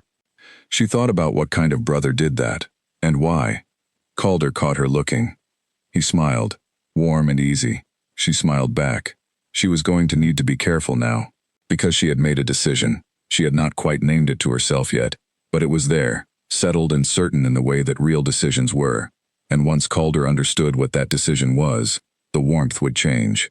She knew this in the way she knew things about people when she had been watching long enough. She ate her breakfast. She listened to Calder talk. She felt Rael's attention, steady and peripheral, at the edge of the table. Outside, the morning was clear. The East Garden path would be good in the afternoon. She was, she thought, going to have a good day. Calder made his move on a Saturday. It was late afternoon, the kind of afternoon in early autumn when the light goes golden and the air smells like the end of something, and the whole world has a slightly theatrical quality to it, as though the season is showing off before it changes. Nora was in the library. She had been there most of the day, working through a book of essays she had found on the bottom shelf, and she was on the last section when she heard the sound of multiple voices downstairs, the arrival of people she didn't recognize. She did not immediately go down. She finished the section she was reading. Then she marked the page and went to the window and looked out at the front of the property, where she could see 2 cars she didn't recognize and 3 or 4 people being received by Owen and one of the other household staff. Guests, then. She went down for dinner at 6 as usual. The dining room was full. That was the first difference. 6 people she had not seen before were seated around the table, along with Vera, who she recognized, and 2 other pack members, whose names she knew by now from the routines of the house. Calder was at one end of the table, doing what Calder did best, making the room feel comfortable, making himself the center of its warmth, making each person at the table feel as though they were the most interesting person in it. Rael was at the head. She took her usual seat, midway down the left side, and poured her water, and said hello to the man next to her. Graham, she learned, a representative from one of the Eastern Pac territories, and settled in. The conversation around her was social and only lightly about business, the way dinner conversation tended to be when the business was serious enough that nobody wanted it too close to the food. She listened. She ate. She was aware, as she always was, of Rael at the head of the table. Quiet, present, saying exactly as much as was required, and contributing exactly as much weight as the conversation needed without dominating it. She was aware of the way the 6 guests oriented themselves to him, the way their eyes moved toward him when something needed answering, the way the table's energy acknowledged his presence the way a compass acknowledges north. She was also aware of Calder. He was watching her. Not exclusively, he was performing for the whole room. He was always performing for the whole room, but there was a thread of his attention that ran, consistently, across the table to her. She kept her own face pleasant and unrevealing and concentrated on her food. Dessert came. Wine was refilled. The conversation moved into a looser, later evening register. One of the guests told a long and genuinely funny story about a territorial dispute that had been resolved by the unexpected intervention of an escaped farm animal. The table laughed. Nora laughed too. It was a good story. Calder chose that moment. "Speaking of family connections," he said, and his voice was easy and warm and entirely natural, the way he always sounded when he was doing something deliberate. "I wanted to take the opportunity while everyone's here, to make something official." Rael looked up from his wine, just slightly. The movement was so small that most people around the table would not have registered it. Nora registered it. Calder smiled around the table, giving each guest a share of his warmth, giving the moment its due weight with the skill of someone who had been timing rooms his entire life. "I'm formally declaring my intention to claim Nora Lane as my own," he said, under Pac tradition, as a bond between the Lane family and the Ashford estate. The room went quiet, the way rooms go quiet when someone has said something that everyone needed a moment to process. A quiet that was not uncomfortable because nobody was yet sure whether they should be uncomfortable, because the man saying it had said it so warmly and so easily and with such apparent rightness that the natural response was to wait and see whether the person being talked about seemed to feel it was right too. Nora set down her fork. She was aware of her own breathing. In, out. She was aware of the faces around the table, all of them moving to her now, with the polite and curious attention of people watching for a cue. She was aware of Rael. He had not moved. He was at the head of the table with his wine glass in his hand, and his face was the closed and careful face she had seen in the formal meeting weeks ago, the absolute zero of expression that meant something was being held in place by will. She could not see his eyes from where she was sitting. She could see his jaw. It tightened. Once. She was the only person in the room who saw it. She made herself look at Calder. He was looking at her with the warm, expectant expression of a man who believed he had done something good for her. There was something underneath it, the thing she always saw underneath it, but it was buried deep enough tonight that no one else would find it. "That's very generous," she said. Calder tilted his head slightly. He had expected either more or less than that, and she had given him something he didn't know how to read. "Under Pac tradition," she continued, keeping her voice calm and pleasant, "a declaration of intent requires the agreement of the named party. I'm sure everyone here knows that." A small, approving murmur from Vera at the far end. She was the only other person at the table who had been around long enough to know the actual tradition from the performed version of it. "Of course," Calder said. His voice was still easy, still warm. "No pressure, Nora. This is an expression of intention. The rest follows at your pace." She nodded. She picked up her fork. "More wine?" she said to Graham beside her, because the conversation needed to move and she was going to move it. Graham, looking slightly uncertain about what had just happened, held out his glass. She poured. The dinner continued. Calder navigated the rest of it with his usual skill, bringing the conversation back to warmth and ease, reading the room and adjusting, filling the space where the declaration had landed with something more comfortable. He was very good at it. She watched him with a particular, focused attention that she kept behind her pleasant and unrevealing expression. When dinner ended and the guests moved toward the drawing room, she stayed at the table on the pretext of refilling her water, and she was there, alone in the room for a moment, when she felt rather than heard Rael stop behind her. He didn't touch her. He was standing a few feet away, and his presence was the same it always was, that quality of gravity, of solidity, of something that took up precisely the space it was in, and no more. She looked up. He was looking at her with an expression that was the farthest thing from the blank formality of the meeting, the farthest thing from the careful management of the dinner table. He looked like a man who had something to say, and had been saying it, without words, for long enough that the effort of not saying it had become visible. "I didn't ask him to do that," he said. Very quiet, just the two of them in the room. "I know," she said. His jaw worked briefly. He looked away from her, toward the window. "Are you going to accept it?" he asked. And underneath the quiet and the carefulness of it was something she could hear now, the way you can hear something in a room from the quality of the silence around it. She looked at him for a long moment. "No," she said. Something in his face shifted. Not dramatically, not relief, not triumph, nothing so simple. Just a settling. A small, internal settling. The way a building settles when the foundation holds. "Good," he said. It was the most charged use of a simple word she had ever heard.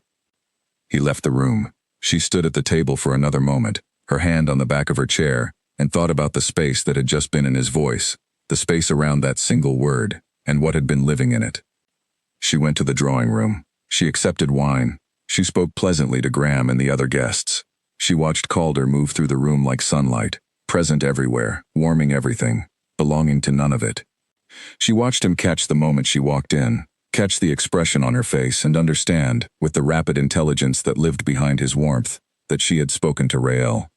His expression didn't change. That was how she knew he had felt it. She made a point of enjoying the rest of the evening. She found Vera in a corner and they talked about pack history for 40 minutes, and Vera was extraordinarily interesting on the subject, and by the time the guests began leaving she was genuinely absorbed in a conversation about territorial boundary negotiations from 30 years ago that had been resolved through a mechanism so inventive it deserved to be better known. She went upstairs at 10. She was not running, she was not hiding. She was tired, and she had had enough of the drawing room, and enough of Calder's peripheral attention, and enough of performing pleasantness in a charged situation, and she needed to be in her room by herself. She sat on the edge of the bed. She thought about the declaration, she thought about the room, she thought about Rael's jaw tightening once, just once, the smallest movement, and she thought about the fact that it was the first time, in all the weeks she had been watching him, that she had seen anything break through. A declaration, under pack tradition, was not merely social. She had looked this up, quietly, weeks ago, when Calder had first begun his conversations about bonds and permanence. A declaration of intent was a formal beginning of a courtship process that, if accepted, would move through several stages and end in a binding arrangement, recognized by every pack in the region. It would formalize her position here not as a ward of the estate, not as a debts representative, but as attached to Calder specifically. Attached to the twin brother, not the Alpha King. She understood now what the letters in Calder's campaign meant, what all the small conversations had been building toward. She was not naive enough to think this was about her. She was a piece, a strategic piece, important not for herself, but for what her placement said about the Ashford succession, about the power balance within the family, about who held the alliance, and who could be seen to hold it. She opened her notebook. She wrote, in her small, neat hand, "He did not ask him to do that. He said it like a man who needed me to know it was not him." She wrote, "The jaw," once. She wrote, "Good." She underlined it and looked at it for a long time. Then she wrote, "I need to find out what Calder is actually building, and how much of it rests on me." She closed the notebook. She went to the window. The garden was dark. The east path was not visible. She looked at the trees at the edge of the property, and listened to the house settling into its late-night quiet around her. She thought, this is going to get more complicated before it gets simpler. Then she went to bed. She lay in the dark, eyes open, listening to the silence. Somewhere in this house, in the rooms she had not seen, Rael Ashford was awake too. She was as certain of this as she was of the ceiling above her, He was awake, and she did not know what he was doing or what he was thinking, but she knew with the certainty of someone who had been reading a person carefully for weeks that tonight had mattered to him in a way that very few things seemed to. She thought about that until her eyes got heavy. She thought about a single word said quietly in an empty room. Good. In the morning, the house felt different. She was up at 6, which was earlier than usual, and the house was still in the particular quiet of very early morning, when the only sounds are the building's own, the settle of old stone, the distant movement of kitchen staff, the faint hum of the heating systems. She made tea in her room and sat at the writing desk with the notebook open but not writing in it, just sitting, holding the warmth of the cup in both hands and looking out the window at the pale gray pre-dawn light. The declaration had changed the air. That was the only way she could describe it. Something had been named out loud that had previously only existed in unspoken spaces, and naming it had given it a different weight. She felt it in herself, a clarification, a consolidation, the sense of a decision that had been half-made becoming fully made overnight. She was not going to accept Calder's claim. That was already decided. But the decision, now fully named, pointed toward other things that were also going to need deciding. Because if she didn't accept Calder's claim, that was itself a declaration of something, in front of witnesses, in a formal context. The pack would understand what it meant. Calder would understand what it meant. And Rael? She pressed her lips together.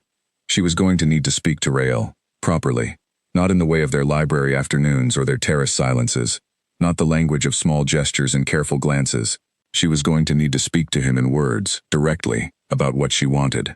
The thought of that was something she sat with for a while. She had not, in her 23 years, been particularly accustomed to asking for what she wanted. She had been accustomed to managing situations, to working around other people's decisions, to finding her way through circumstances rather than toward things she had chosen. She had been good at that. She had become very skilled, through practice and necessity, at the art of adapting. But this was different. This was not a thing to adapt around. She finished her tea. She got dressed. She went downstairs. Calder was at breakfast. He was there before her, which was unusual, and he was in the chair that directly faced the door, which was very deliberately positioned. He looked up when she came in and smiled, and the smile was the version she had learned to recognize as the one that wanted something, slightly too warm, slightly too assured of its welcome. "Good morning," he said. "Good morning," she said. She sat down. She poured her tea. She was aware of the quality of his attention. Brighter than usual, more focused, pointed toward her like a lamp. "Last night," he began. "Last night was a big evening," she said pleasantly. "The story Graham told about the escaped animal was excellent." Calder paused. "Nora." She looked at him. "I made that declaration because I meant it," he said. "Not as strategy, not as politics." She looked at him for a long moment. She thought about the list in the back of her notebook. She thought about the warmth, which was real, and the thing underneath it, which was also real, and the fundamental problem with Calder, which was that she was never entirely sure which of those things she was talking to at any given moment. "I know you believe that," she said, which was not the same as saying she believed it and he knew it, and the smile at the edges of his face went slightly still. "But," he said. "But I need time," she said, "to understand what I want. I haven't been here very long. I was placed here under circumstances that weren't of my choosing. I'm still learning." Calder leaned back slightly. He was reading her. She let him. She was perfectly comfortable with what he would find. "Of course," he said, "take all the time you need."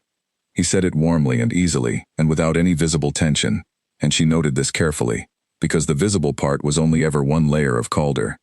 Rael came to breakfast 10 minutes later. He sat at the head of the table as he always did, and he poured his own tea and reached for the paper that Frances left there every morning, and the three of them occupied the room with the complex, layered dynamic of people who all know something that none of them are yet ready to say outright. She watched Rael not look at Calder, not pointedly, not the way of an argument, not the stiffness of a grudge, just the particular absence of a glance that should naturally have happened and hadn't, a gap in the room's pattern that said something to her about the previous evening and what it had cost him to sit through it. She picked up her own cup and thought, soon. She needed to find the moment, and when she found it, she was going to have to be very clear, because clarity, she had learned, was the only thing that worked with a man who communicated almost entirely in precision and restraint. She was going to have to speak his language. She thought she was beginning to know how. She found him past midnight. She had not planned it for midnight. She had spent the day looking for the right moment, and the right moment had not appeared during any of the reasonable hours. Because the house had been full of movement.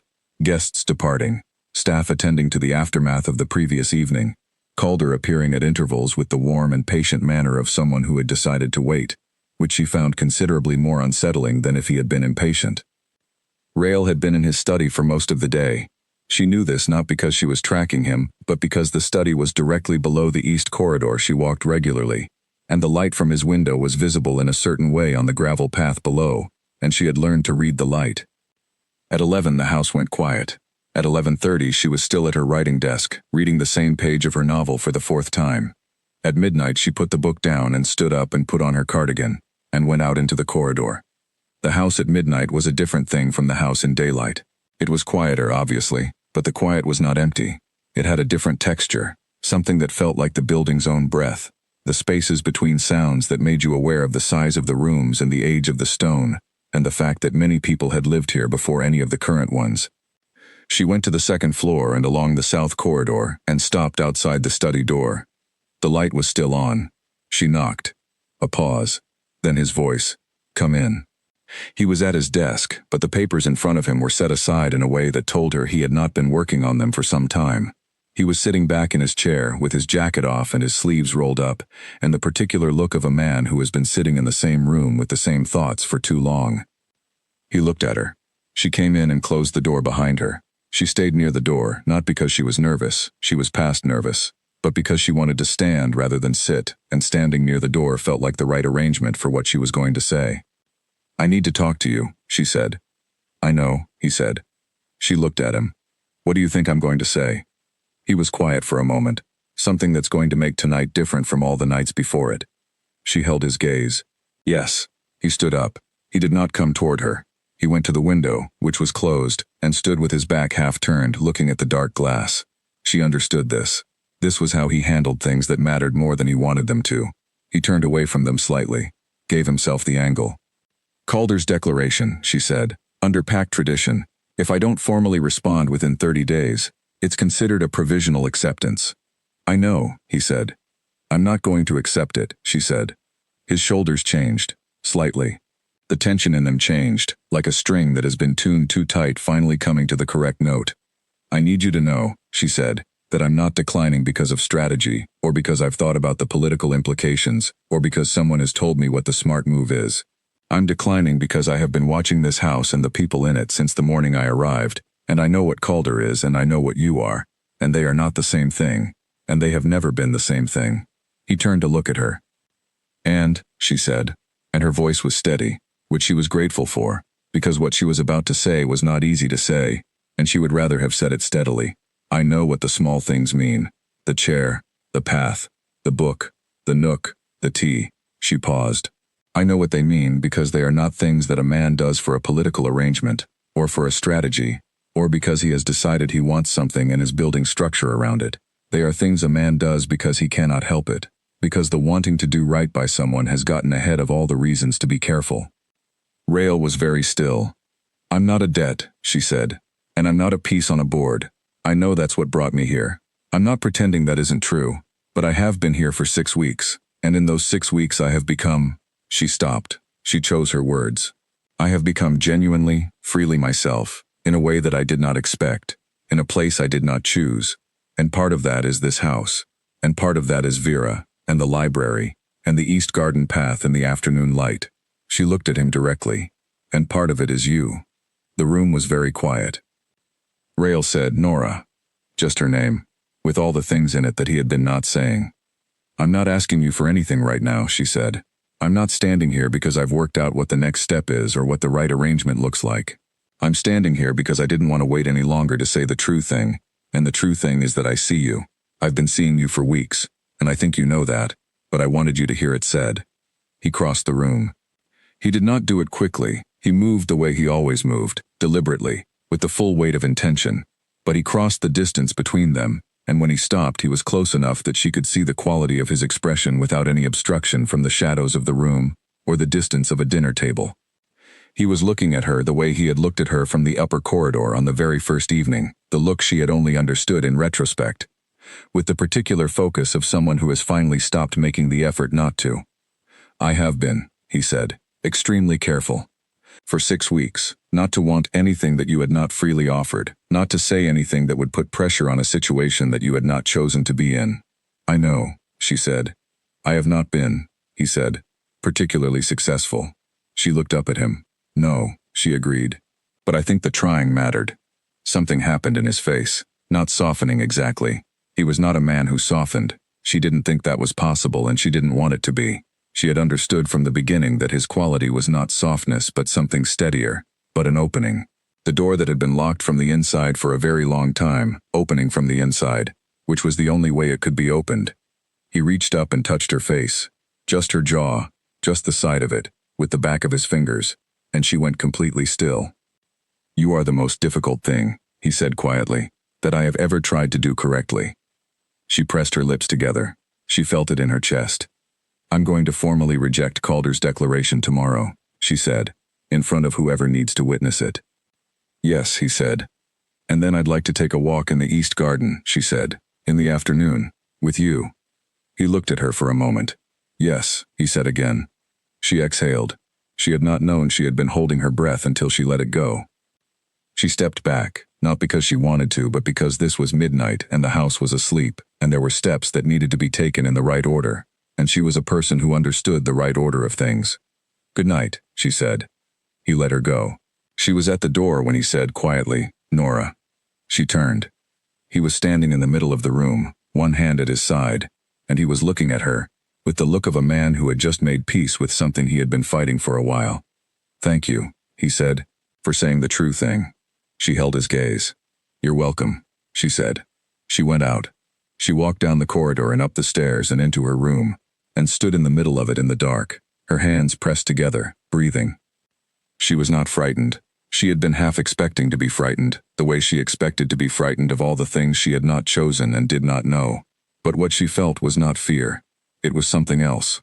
The particular feeling of standing in your own life and recognizing it as yours. She went to the window. The garden below was dark and still.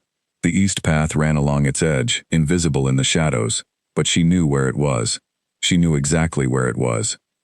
She pressed her palm to the glass. Then she went to bed and slept the best she had slept since arriving at the Ashford estate, which had not been, she thought, all that long ago and had somehow become the place where she had remembered how to breathe. In the study below, Rael sat back down at his desk. He did not pick up his papers. He sat very still in the lamplight for a long time. His hands were steady. He was aware, for the first time in as long as he could remember, that they did not need to be. She woke at 5 in the morning with the particular alertness of someone who had slept deeply and briefly, and whose mind had been working regardless. She lay in the dark and let it work, because she had learned that fighting the waking mind was a waste of energy. Better to let it say what it needed to say. It said, Calder. Not as a problem, not as a threat, just as an item that needed to be handled, and handled well, because the declaration had been formal, and the rejection would also need to be formal, and the manner of the rejection mattered. Calder was intelligent. He had built something. She still did not fully understand the shape of what he had built, the extent of the alliances he had cultivated among the visiting lords and the smaller pack representatives. She knew the shape was there. She had been watching it accumulate. A poorly handled rejection would be gasoline. She needed to be careful about the form of it, careful in the way she was careful about things that mattered, precise and clear and without excess emotion on either side. She got up. She went to her desk. She wrote. In her notebook, the exact words she intended to use. She wrote them several ways and chose the plainest version, the one with the fewest gaps for misinterpretation, and she read it back to herself twice. Then she closed the notebook and got dressed. Francis was in the kitchen at 6 when Nora came down. Francis, who never looked surprised and never looked unsurprised, simply looked up from the kettle and said, Tea? Please, Nora said.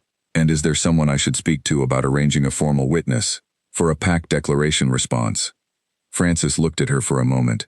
I'll speak to Owen, she said. He serves that function when needed. Thank you, Nora said. Will this morning work? Francis said.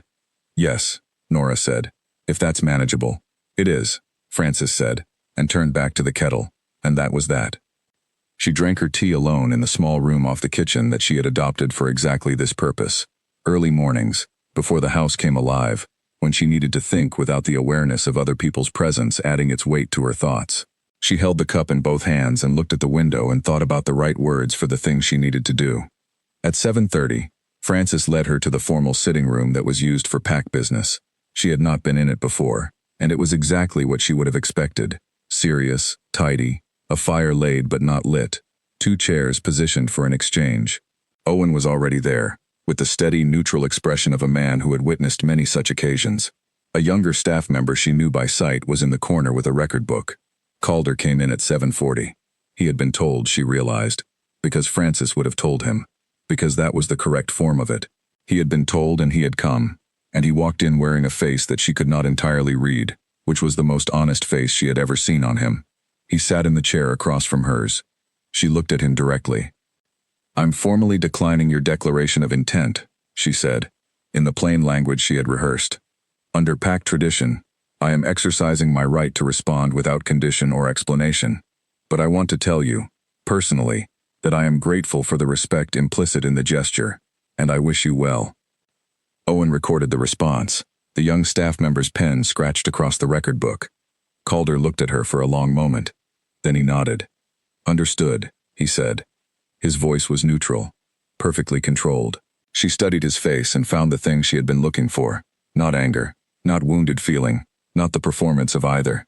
Something colder, something that had been waiting underneath all the warmth and had been patient for a very long time. She recognized it now. She looked at him steadily and said, "Just for him, just under the formal register. I know what you've been building, Calder. I think you should be careful." He held her gaze. "You're very good at reading people," he said, also quietly, also just between them. "Thank you," she said. She stood. Owen completed the record. The young staff member closed the book. The formal part was over. Calder left the room without looking back at her. She stood for a moment in the quiet of the formal sitting room after he had gone. She felt the weight of the last hour settle and then recede. She had done it correctly. She had been clear and fair, and given him nothing to use as a grievance. Whether that would matter remained to be seen. She went to find Rael. He was in his study, which was where he always was at this hour. And this time she did not knock with any uncertainty in it. She knocked with the specific knock of someone who knew she was welcome. "Come in," he said. She came in. He looked up from his desk. He had known already. She could see it in the quality of his stillness. Francis, or Owen, or both. "It's done," she said. He stood up. "Yes," he said. They looked at each other across the study. "The East Garden," she said. "This afternoon?" 4:30, he said. "The light's better." She looked at him. "I know," she said. And she smiled, just slightly. A private smile, not for the room, not for performance. He looked at it with the look of a man who had not quite been prepared for the effect of it. She went back to her room. She sat at her writing desk. She opened her notebook to a clean page. She wrote nothing for a while. She sat with the morning coming fully in through the window, and the sound of the house moving into its daily rhythm below her. Then she wrote, 6 weeks, and everything that happened in them. She looked at that line. She added, "The East Garden at 4:30, with the right person, in the right light." She closed the notebook and went to the library. She had reading to do. She thought, the whole morning, and then the whole afternoon, and then the moment she had been building toward without quite naming it, and then whatever came after that. Whatever came after, she thought, was going to be interesting. She picked up the book and read. Really read, this time, each word landing and staying. The morning was clear and clean and entirely hers. The afternoon came with low, golden light and a breeze that moved through the trees in long, slow waves. She was at the East Garden entrance at 4:15, because she was never late for things that mattered to her, and she stood on the path and breathed the cool autumn air and waited. He came at 4:25. He walked from the direction of the side door in the dark jacket he wore most often, the one that was good without trying to be, and when he saw her standing on the path his pace didn't change but something in it did, a fraction of loosening, the particular shift she had learned to read as the version of him that was not performing competence. He reached her. He stopped. They were standing at the entrance to the east path with the trees around them and the low sunlight coming in from the west at an angle that did exactly what he had told her it would, turned the stone a different color, turned the air into something that felt older and more honest than the regular afternoon. "You were right about the light," she said. "I know this garden well," he said. They began to walk. She had been on this path many times by herself. She knew each turn of it, each tree along the edge, Each place where the light came through differently depending on the hour. Walking it with another person changed it. Walking it with him changed it into something she didn't have a previous category for. They walked slowly, not because there was anything to look at, they had both seen the garden, but because neither of them was in a hurry. She told him about her conversation with Calder in the sitting room, about the coldness she had finally seen clearly, beneath all that warmth. In the moment the warmth was no longer useful. Rael listened without interrupting. He looked at the path ahead. "He's been working against me for 3 years," he said when she finished. "Not openly. Never openly. Always in the careful way. Small shifts of loyalty.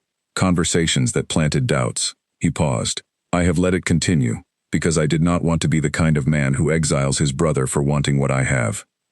She looked at him. "And now?" He looked back at her. "Now I am trying to work out where the line is," he said. "Between patience that costs me and patience that costs someone else." She understood what he meant. "He used me as a move on a board," she said. "I think that's past the line." "Yes," he said. They walked on. A bird called from somewhere in the trees. The light moved on the stone. "What will you do?" she asked. He was quiet for a moment. "What I should have done a year ago," he said. Clearly, without anger, without apology. She nodded. She did not push for more detail because she understood that this was his to handle, and that what he needed from her was not advice, but the particular presence of someone who was fully there, and not requiring anything of him in that moment. She walked beside him.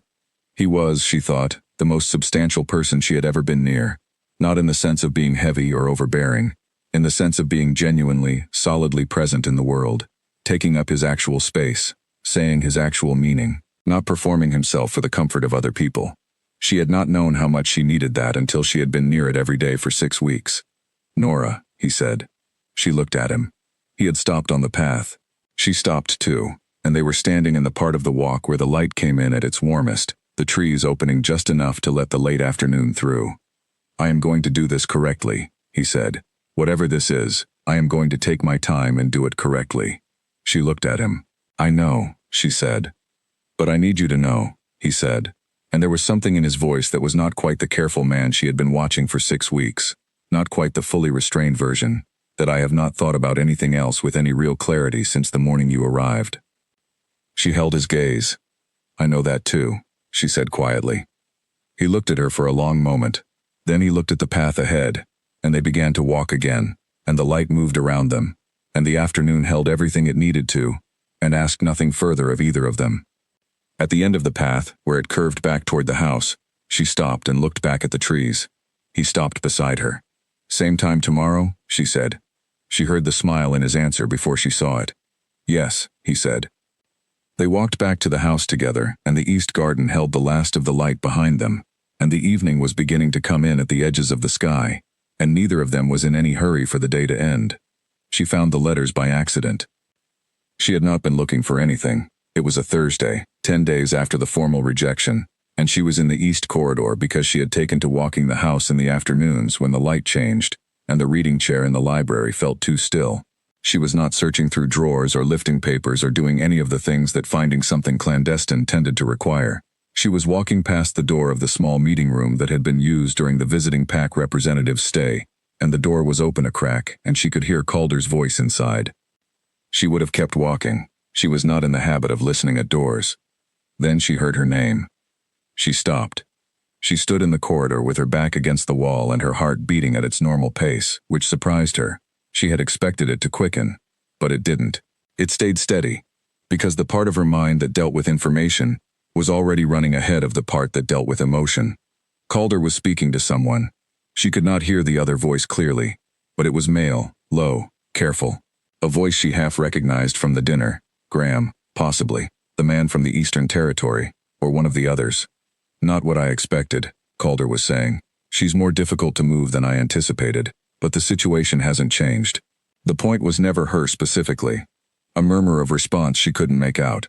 "The point," Calder continued, "is that Rael cannot hold this alliance without a visible partner. The northern boundary connection is everything right now. If that connection is perceived as belonging to me, as my arrangement, not his, then every PAC leader in the region has to make a calculation about who holds the real relational power here, and that calculation matters when the succession question comes up." Another murmur. "It will come up," Calder said. That's not a question. The question is who's positioned when it does. She stood in the corridor. She was very still. The quality of her stillness was the same as when she was reading something very complicated. Full attention, nothing wasted. She had known there was a structure. She had seen the edges of it, had traced the outline of it, had understood that Calder's warmth was instrumental, but she had not yet had it in these specific words, in this specific context, and there was a difference between inference and evidence that mattered. She moved away from the door carefully, without sound.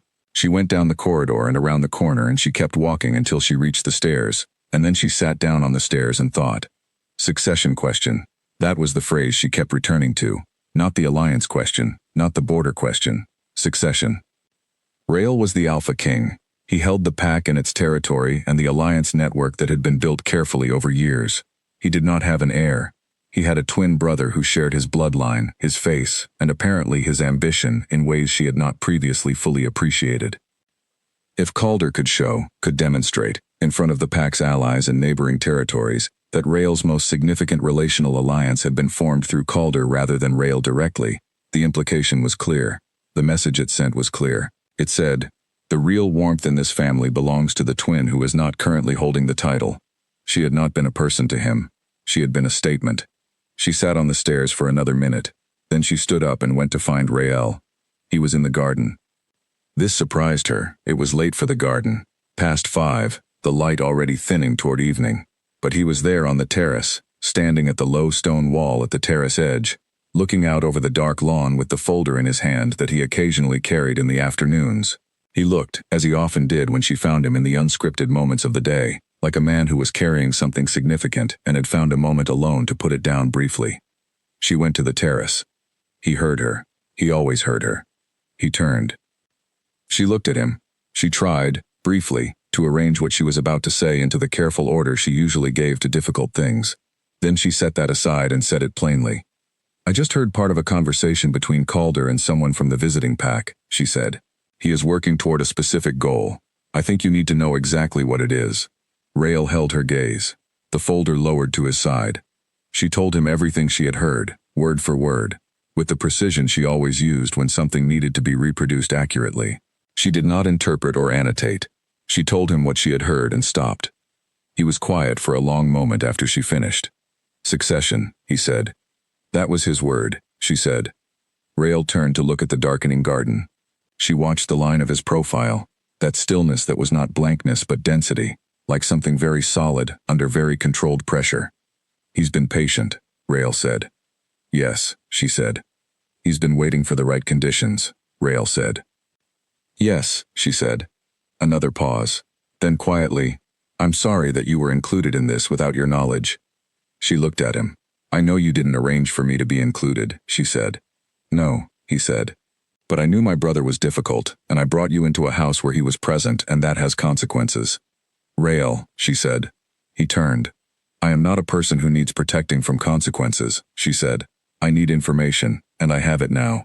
So let's decide what to do with it. He looked at her for a moment. Something settled in his expression, not relief exactly, but the particular quality that appeared in him when he stopped managing his response and let himself simply respond. The correspondence, he said. If he's been communicating with the visiting pack representatives about this, there's a record. There will be, she said. He's careful, but he's been building something for 3 years, and that means documents. He would not have done this on faith. He would have confirmation at every stage. You've been thinking about this, he said. Since the first week, she said. I didn't have all the pieces yet. He looked at her steadily. What pieces did you have then? She met his eyes. That Calder has a goal. That his warmth toward me started immediately, before he could have known anything about me. That his information about you was always just specific enough to be useful and just vague enough to be deniable. She paused. And that you did not seem to know what your brother was doing. I knew something, he said. I didn't know the target was succession. He's ambitious, she said. He's lived your whole life in the same space as a title he carries in his blood and can't hold. That's a long time to build a very particular kind of patience. Rael looked at her for a moment. You understand people, he said. I've had good reason to learn how, she said. He didn't ask what she meant by that. He turned it over once, filed it somewhere, left it for later, in the way he handled things that deserved more time than the current moment allowed. I need to see the correspondence, he said, without alerting him. Yes, she said. The small meeting room on the east side. He was in there today. He uses it when he's conducting private calls, because the staff don't circulate that corridor regularly in the afternoon. He looked at her. There may still be documents there, she said, or he may have them in his rooms. His rooms, then, Rael said. The east suite. She nodded. She said nothing else, because she understood the nature of what he was about to do. Go through his brother's private correspondence, confirm something he had been avoiding fully knowing, take an action whose consequences would be permanent, and she knew that this was not a thing she needed to participate in or manage. It was his. He would handle it as he handled everything, which was to say, fully, correctly, without waste. I'll be in the library, she said. He nodded. She turned to go. Nora, he said. She stopped. This changes things, he said. She looked back at him. I know. I want to be clear about what I mean, he said. What I intend to do about Calder, the decision I should have made a year ago. I'll do that correctly, and it will take time. But the other thing. She waited. What we are, he said. Whatever this is becoming. I don't want to wait on that. She looked at him for a long moment, in the evening light on the stone terrace. Neither do I, she said. She went inside. She went to the library. She sat in her chair and opened her book and read about 12 words, before she realized she had not absorbed a single one of them, which was fine, which was entirely acceptable, because the library was a good place to simply sit in when the rest of the world was rearranging itself. She sat for 2 hours. At 8 o'clock, Rael came to the library. She looked up. He was carrying 3 letters, folded, and his expression had the quality of someone who has confirmed what they were looking for, and is in the process of deciding what that means for everything going forward. He sat down in his chair. He set the letters on the small table beside him. He said, he's been in correspondence with 4 of the visiting representatives, the Eastern delegation, 2 from the northern boundary, and the Reeves Pack intermediary. He paused. The letters go back 14 months. She set down her book. He offered them, Rael said, a version of this alliance that positions him as the accessible face of Ashford, the one with warmth, with availability, with the social intelligence that the current Alpha King lacks. She noted, carefully, the phrase the current Alpha King. 14 months of correspondence built around that phrase. 14 months of patient, careful undermining. What do you need to do? She said. Tonight, he said. Nothing. Tonight I need to sit with this. He looked at the letters. Tomorrow I'll contact each of the 4 pack representatives directly. I'll make clear that the correspondence they've received from my brother does not represent the position of the Ashford estate, and that any arrangement implied in those communications is not one I have authorized. And Calder? He was quiet for a long moment. I will ask him to leave, he said, formally, with title intact, with the respect owed to family, but he cannot continue to operate from this house. She nodded. Is that the right decision? He asked, not asking for her permission, asking whether, in her reading of the situation, the decision was proportionate. Yes, she said. He looked at her. You're certain. He has been working to displace you for over a year, she said. He used the formal pact declaration, not as an expression of genuine intent, but as a strategic signal to the representatives he had already been corresponding with. He did not ask me what I wanted. She held his gaze. Yes, I'm certain. He picked up the letters. He set them carefully in the inside pocket of his jacket. Then he looked at her, and the expression on his face was the one she had seen on the terrace, not managed, not performed, simply what was there when he stopped carrying everything at once. What would you like for dinner? He said. She blinked, then she laughed, a real one, short and startled. That's quite a change of subject, she said. The rest of it can wait until tomorrow, he said. I have decided. Tonight I would like to eat dinner and sit in the same room as you, without thinking about my brother or his letters. She looked at him. She thought, this is a man who knows how to be human under the Alpha King, and the human is someone worth knowing. Francis mentioned something about fish, she said. Good, he said. They went to dinner, and it was the best evening they had yet had, and neither of them spoke about any of it, and somehow that made it more real than if they had. The next morning arrived with a stillness in the air that Nora recognized as the particular stillness before things changed. She was up at 6. She had slept deeply despite everything, or maybe because of it. The decision had been made, the information was found, the shape of what was coming had been named. She was a person who slept better when she knew what she was dealing with, even when what she was dealing with was difficult. She made her tea and sat at her desk and did not open her notebook. She just sat. At 7:15 she went down to breakfast and Calder was not there, which meant he had either slept in or been told to stay in his rooms or had understood, in the particular way that intelligent people understood things when the mood of a house changed, that breakfast might be a difficult space this morning. Rael was there. He looked up when she came in. He was already halfway through his tea, which meant he had been there a while, which meant he had not slept much. She sat down. "Did you sleep?" she asked. "Some," he said. "Do you want to do this first," she said, "before the rest of the day, or do you want to eat first?" He considered this seriously, which was the way he considered everything. "Eat first," he said. "He's not going anywhere." She nodded. She reached for the bread. She poured her tea. They ate. Francis came and went. The morning light moved across the table in the slow way it did at this hour. At 8, Rael set down his cup. He stood. He said, to her, not to the room, "This will take most of the morning." "I know," she said. "If you want to take the garden path, I'll be in the library," she said. He nodded. He went to find his brother. She cleared her plate and went to the library, and she did not read. She sat in her chair with a book on her knees, and she listened to the house around her. She heard, at one point, the sound of voices in the corridor below, not the words, just the register of them. Rael's voice, level and precise. Calder's voice, which moved through at least 2 different registers in the course of what she could hear, from the warmth she recognized to something harder underneath. Then silence. Then footsteps. Single pair, going up. She breathed. An hour passed, then another. At 11, Rael appeared in the library doorway. She looked at him. He came in and sat in his chair and was quiet for a moment. "He's agreed to leave by the end of the week," he said. "How was he?" she said. Rael was quiet. "He was Calder," he said, which told her everything. "Did he understand that you know about the letters?" "Yes," he said. "I showed him what I had found." A pause. He didn't apologize. He didn't try to reframe it. He just looked at me and said that I had always had everything, and he had always had nothing, and that I shouldn't expect him to be sorry for trying. She held very still. "He said it like a man who meant it," Rael said, "which I think he does, which I think has always been true, and I chose not to see it, because seeing it would have required a response I wasn't ready to give." She looked at him. "Rael." He looked at her. "You are not responsible for who your brother chose to become," she said. "You are responsible for what you do about it once you know, and you're doing that." He held her gaze for a long moment. The expression on his face was not easy. It was not simple. It was the expression of a man who had done the right thing, and found that the right thing was also the hard thing, which was generally how it worked. "Yes," he said, "I am." She nodded. She turned to the window. The morning was nearly done. Below in the garden, the east path was visible at its near edge, the stone pale in the midday light. "Walk with me," she said. "Lunchtime, not 4:30.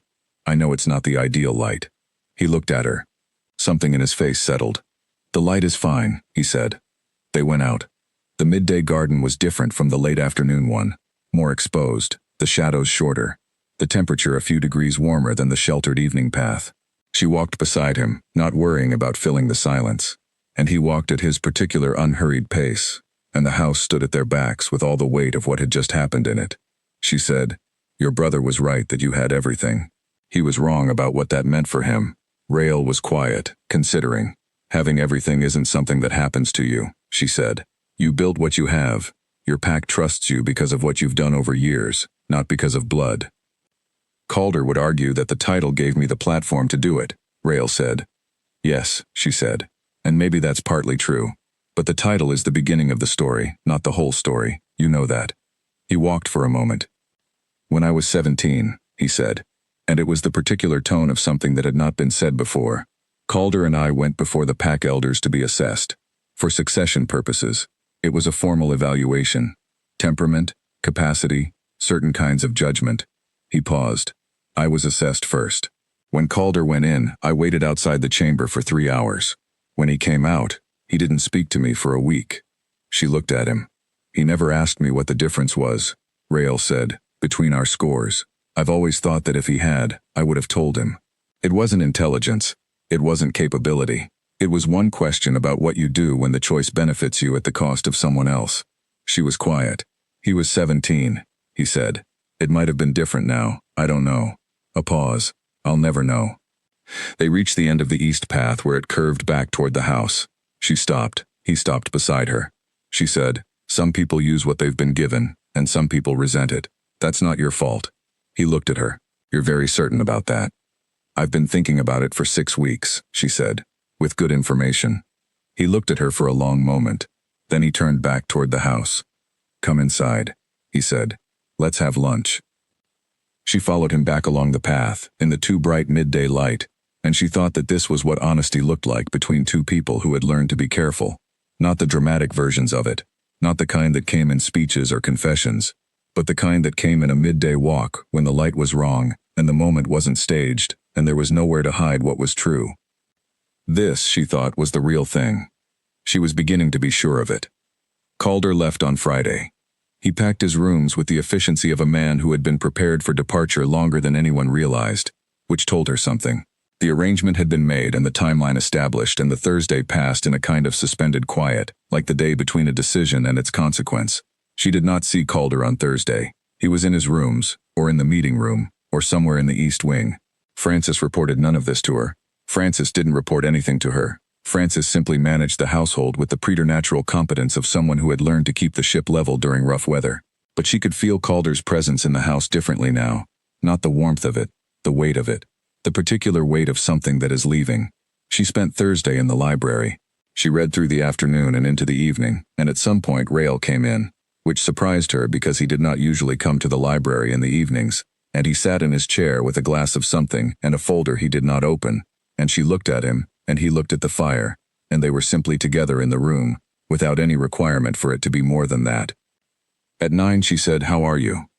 He was quiet for a moment. "Processing," he said. She nodded. "I keep returning to the 14 months, he said. "The fact that it was 14 months. Not because I'm angry. The anger passed by this morning. But because I'm trying to understand how I let it go that long." "Because you trusted him," she said. "The way you trust anyone who has always been there." "I'm not sure I trusted him," he said. "I think I preferred not to know." She looked at him. "Those are different things," she said. "Yes," he said, "they are." He looked at the fire. "I have a question," he said, "and I want you to answer it honestly." "I always answer honestly," she said. A brief quiet that might have been the beginning of a smile. "Did you know," he said, "in the first week, that Calder was doing something deliberate?" She considered. "I knew something was being done deliberately," she said. "I didn't know what. In the first week I couldn't even be sure it wasn't you." He looked at her. "You were the one I'd been placed here in relation to," she said. "It made sense initially, to be equally cautious about everyone." He was quiet. "And when did you decide it wasn't me?" She thought about this. "The chair," she said. "Day 2, and then the library, and not making the tea a conversation about itself." She paused. A man who was being strategic wouldn't leave those particular edges rough. He would have wrapped them in something. He looked at her for a long moment. "You knew from day 2, he said. "I had a strong hypothesis," she said. "It took longer to be certain." He looked at the fire again. She thought she could see, in his profile, the very slight shift of something loosening, some calculation he had been running about the sequence of events, about who had known what and when, and whether what they had built together had been built on solid ground or on inference. "It's solid," she said. He looked at her. "Whatever you're calculating," she said, "it's solid." He set the folder down on the table and leaned back in the chair and looked at her with the full quality of his attention. "I want to ask you something else," he said. "Ask," she said. "When you arrived," he said. "When you came into the dining room that first evening, and I was at the window." He stopped. She waited. "I turned," he said, "and you were sitting at the table, and you had already set your napkin in your lap and accepted the wine, and were looking at the table with the expression of a person who had decided to manage whatever came next. And then you looked up." She remembered this.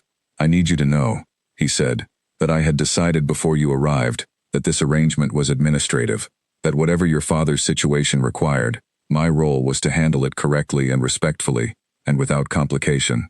He paused, "And then you looked up." She looked at him. "And every single thing I had decided," he said, "became considerably more difficult." She pressed her lips together. "I'm telling you this," he said, "because I want you to understand that what I feel is not something I built strategically, or planned for, or arranged in the way Calder implied. It surprised me entirely, and I am someone who does not surprise easily." She looked at him for a long moment. "I know," she said. He exhaled. Good, he said, which was the same word he had said in the dining room the night of the declaration, and this time she understood its full weight. She went to bed at 10 and lay in the dark and thought about a man at a window who had turned around and been surprised. She was still thinking about it when she fell asleep. Friday came. She was at her window at 8 when the car came round to the east entrance. She could see the corner of it from her angle, not the whole picture, just the edge of the black roof and the sound of movement on the gravel. She did not go down. She had said everything she needed to say to Calder in the formal sitting room on the morning she rejected his declaration, and she did not think any further conversation would add to it or subtract from it. She heard footsteps in the corridor. His, she was almost certain. She had learned the household's individual sounds over weeks of listening. The weight of them was slightly different from Rael's, more deliberate, the step of a man aware of being watched even when he wasn't being watched. They paused outside her door. She sat at her desk and waited. He did not knock. The footsteps continued down the corridor and away, and she heard the stairs, and then there was distance, and then there was nothing. She looked at the window. The corner of roof she could see moved slowly away as the car turned. She sat for a while. Then she opened her notebook and looked at the list she had been keeping since the first week, the column of small things, all the things she had noticed and written down. She read through it once, slowly. Then she turned to a new page. She wrote, 8 weeks. She wrote, the shape of what happened. She thought about what she would write, about how to put into her own language the thing that had unfolded in this house over 8 weeks, the arrangement she had not chosen, the place that had become somewhere, the person she had not expected. She wrote, in the end, only one thing, a sentence, the plainest version of all of it. She arrived as a debt and left the debt behind on the path. She put the cap on the pen. She looked at the sentence. Then she closed the notebook and went downstairs. Rael was in his study. The door was open, which was unusual. She paused in the doorway. He was standing at the window, the same way he had stood the evening she arrived, looking at the light outside. But the quality of the standing was different. It was the standing of someone who had just set something down and was deciding what to pick up next. He heard her. He turned. He's gone, she said. Yes, he said. She came into the study and stood in the middle of it. He was still at the window, turned to face her, and the morning light was behind him and she could see his face clearly. She said, what happens now? He said, now I speak to the 4-pack representatives. I make the communications my brother was not authorized to make on my behalf, and I do it correctly. She nodded. And after that? She said. He was quiet for a moment. He crossed the room, not in a hurry, not to close the distance between them urgently, but with the clear and deliberate movement of someone who has decided and is moving toward what they have decided. He stopped in front of her. He was close enough that she could see the particular texture of the gray at his temples, the line of his jaw, the quality of attention in his eyes that she had been learning to read for 8 weeks and had only recently stopped trying to defend herself against. After that, he said, I would like to formally and correctly begin the process of changing what this arrangement means. She looked up at him. What do you mean by correctly? I mean with your full knowledge, he said, and your full choice. Not a declaration made in front of a dinner table. Not a thing arranged around you while you were occupied with something else. He held her gaze. I mean asking you what you want, and then building toward that, whatever that looks like. She was quiet for a long moment. What I want, she said, is what's already been happening. The library, the path, the conversations, all of it, continuing. She paused. And I want it to be called what it is. Yes, he said. That's what I want, she said. Then that's what we'll do, he said. She looked at him. He looked at her. It was morning, and the study was quiet, and the house was steady around them, and neither of them moved yet. They simply stood in the space between what had been and what was going to be, and let that space be enough for the moment. Then she said, the east path at 4:30? He said, the east path at 4:30. She went back to the library. She picked up her book. She read every word of every page for the next 4 hours, and each word went in and stayed, and the morning was good, and the afternoon was going to be good, and whatever came after that was going to be built on ground she had chosen. That was enough. That was, in fact, everything. The weeks after Calder's departure had a different texture. The house breathed differently. It was the only way she could put it. Some tension she had not even fully registered until it was gone had lifted, and in the absence of it the rooms felt larger, and the mornings felt quieter, and the whole routine of the place settled into something that had the quality of genuine rhythm rather than managed performance. Frances moved through the house with the same efficient calm as always, but there was something lighter in it. Owen drove her into the nearby town one afternoon because she had asked about the local bookshop, and on the way he said, without turning, in the particular tone of a man saying something he has been holding for a while, "The house is better with you in it, Miss Lane." She had not known what to say, so she said, "Thank you, Owen," and he nodded, and they did not speak again for the rest of the drive, but it sat warmly in her for the rest of the afternoon. She found the bookshop, which was small and dark and organized according to a system she respected, not alphabetical or by genre, but by some logic she could not entirely deduce that clearly made sense to the person who had arranged it. She spent 2 hours in it and bought 4 books and a slim volume of letters between 2 Victorian naturalists that she had not known existed and which she read in one sitting that evening. Rail had made the calls to the 4-pack representatives. He told her about each of them the evening after, briefly and clearly, in the library before dinner. 2 of the representatives had been cordial and responsive. One had been embarrassed, which told her something about how far Calder's promises had gone. One had been unreachable, which told her something different. "The one who hasn't responded," she said. "The Reeves intermediary?" "His name is Donald Pratt," Rail said. "He's been with the Reeves pack for 15 years, and he's been independent-minded for at least 10 of them." "Would it help to speak to him directly?" she said. "Not a formal call, something less official." Rail looked at her. "You're suggesting you speak to him." "I'm suggesting we consider it," she said. He was quiet. "Why would that help?" "Because he's been cultivating a relationship with Calder specifically," she said. "The pitch Calder made to him was about accessibility and warmth, about a version of Ashford that was human in a way that he was told the current one wasn't." She looked at Rail. "If I speak to him, as someone who came here under an arrangement and chose to stay, and he hears that clearly, the pitch loses its foundation."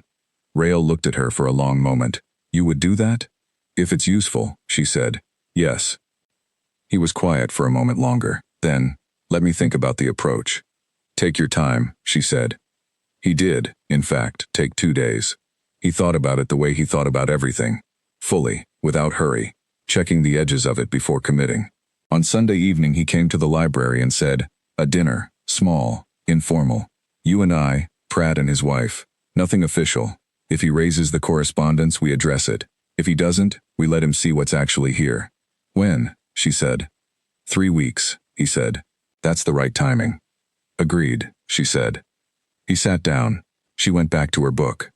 After a moment he said, in the particular tone of saying something that had been waiting to be said, "I want to tell you something." She looked up. "In the 2nd week of your being here," he said, "I contacted your father." She went still. "Not about you," he said quickly. "Not to report on anything.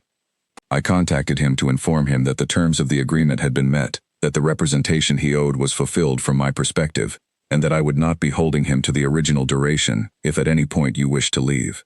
She set the book down. "You told him I could leave," she said. "I told him the gate was open," he said. "From my end, what you chose to do was entirely yours." She looked at him. He held her gaze. "I couldn't have you here on terms that weren't yours," he said. "It was bad enough that they hadn't been yours at the start." She pressed her lips together. She was not going to cry. She was not a crier. It was just not how she was built. But she was aware of something moving in her chest, something that responded to this specific piece of information in a way that her carefully organized mind had not entirely anticipated. "When did you do this?" she said. "The day after our first meeting," he said. "The 47-minute meeting." She looked at him. "You had asked about the legal description," he said. "And you were precise about it, and your face during the meeting was the face of someone processing the full weight of a situation they had not chosen, and—" He stopped. He looked at his hands briefly. "I couldn't have that on those terms. Even if you never knew. I needed to know that you could leave." She held very still. "And then you stayed," he said. She breathed. "I stayed," she said. He looked at her with the look she had found under all the others, the one that was not managed, not performed, simply the real face of who he was when he had stopped trying to contain it. "I know," he said. She reached across the small distance between the chairs, not far, just the short reach across the library table, and she put her hand over his, just for a moment, just long enough. He turned his hand over and held hers. They sat like that until the light changed. Then she took her hand back and picked up her book, and he picked up his folder, and they read on into the evening, and the fire burned low, and the house was quiet, and everything that needed saying had been said. Monday came with rain. Not dramatic rain, English rain, which is a different thing, quieter and more patient, the kind that settles in without announcement and stays for the week. She woke to it drumming softly on the window, and lay in bed listening to it for a few minutes before getting up. The rain changed the house. It made it more interior, more immediate. The garden was a blur of gray-green through the library windows, and the breakfast table was lit by the overhead light instead of morning sun, and Francis had made porridge, which was exactly right. Rael was at the table. He was in what she had come to think of as his working clothes, the dark jacket, the papers beside his plate.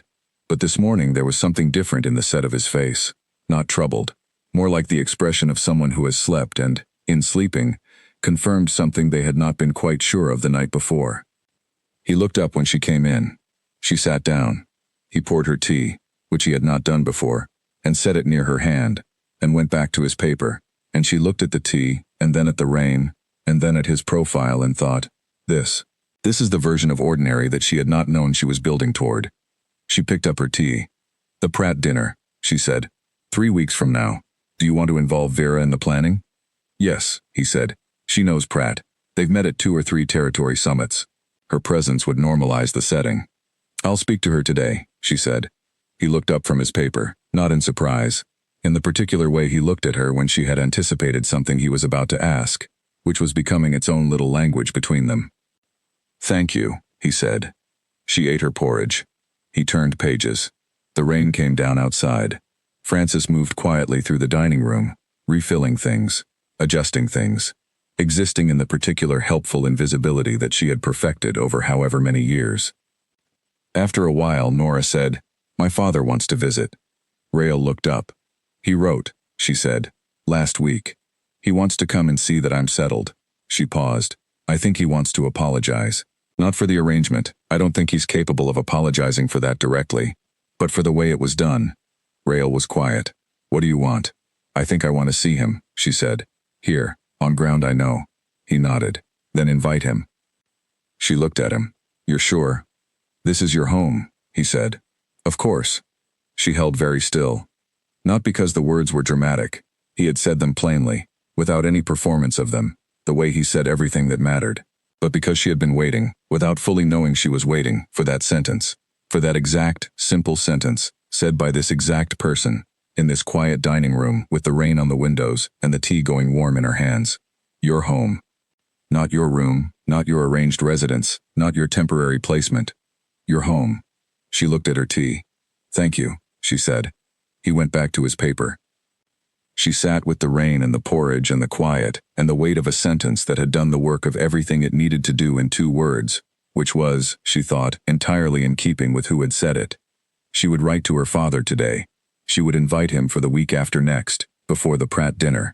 She would show him the library and the east garden path and the reading nook behind the archway, and he would see that she was settled, and he would see something else too. The thing she was not ready to put into words yet, but which she was beginning to understand was going to need words soon. But not yet. Right now there was rain and breakfast and a man reading his papers across the table from her in a house that was hers. She picked up her spoon. She finished her porridge. And the morning moved on in the way that good mornings moved, unhurried, unremarkable, and entirely right. Gerald Lane arrived on a Wednesday. He came in his own car, which surprised her. She had half expected him to have Owen collect him, but no. He drove himself, which she read as an attempt at self-sufficiency, at coming to this place on his own terms. He pulled up on the gravel in front of the main entrance looking exactly as he always looked, a little older than she expected, a little more tired, and carrying with him the particular quality of a man who knew he had done a difficult thing and had come to see the consequence of it. She was waiting on the front steps. He got out of the car and looked up at her, and she watched his face move through several expressions in quick succession. Relief that she was there, guilt that she was looking well, love, which had always been present in him even when everything else about him was a mess. She walked down the steps. She hugged him. He held on slightly longer than she expected. She let him. You look good, he said, when she stepped back. I am good, she said. He looked at the house. She watched him look at it. The stone, the size of it, The sheer solidity of a building that communicated security without trying to. She could see him recalibrating something, the version of this he had been imagining since he signed the letter. "Come inside," she said. She took him first to the south sitting room, because it was warm and comfortable, and the most human-scaled room in the house, and Frances had left tea and a small plate of things. Her father sat on the sofa and looked around the room, and she could see him looking for something, for signs of unhappiness, for the evidence of a situation gone wrong. He didn't find any. She poured the tea. "How are you actually?" he said. "I'm happy here," she said, plainly. She had decided to be plain with him about this, because plain was what they needed, and what they had not previously been very good at. He looked at her. "The arrangement," he began, "was not right," she said. "The way it was done, I needed to know, and I didn't." He looked at his tea. "I know," he said. "I'm not going to stay angry about it," she said. "I've had 8 weeks to work it through, and I've worked it through, but I needed to say it." He nodded. He looked like someone receiving something that was owed to them, and that they had known was coming, and that still cost them something to receive. "I'm sorry, Nora," he said. She looked at him. She let the apology sit for a moment without rushing to smooth over it. "I know," she said. He exhaled. Something in his shoulders came down. They drank tea. She told him about the house, about the library and the nook and the garden. She told him about Vera, who he had met years ago and whose name he recognized with the pleasure of the specific. She told him about the bookshop in town and the 2-hour drive through the autumn trees. She did not tell him about Calder. Not yet, not now, not this first afternoon.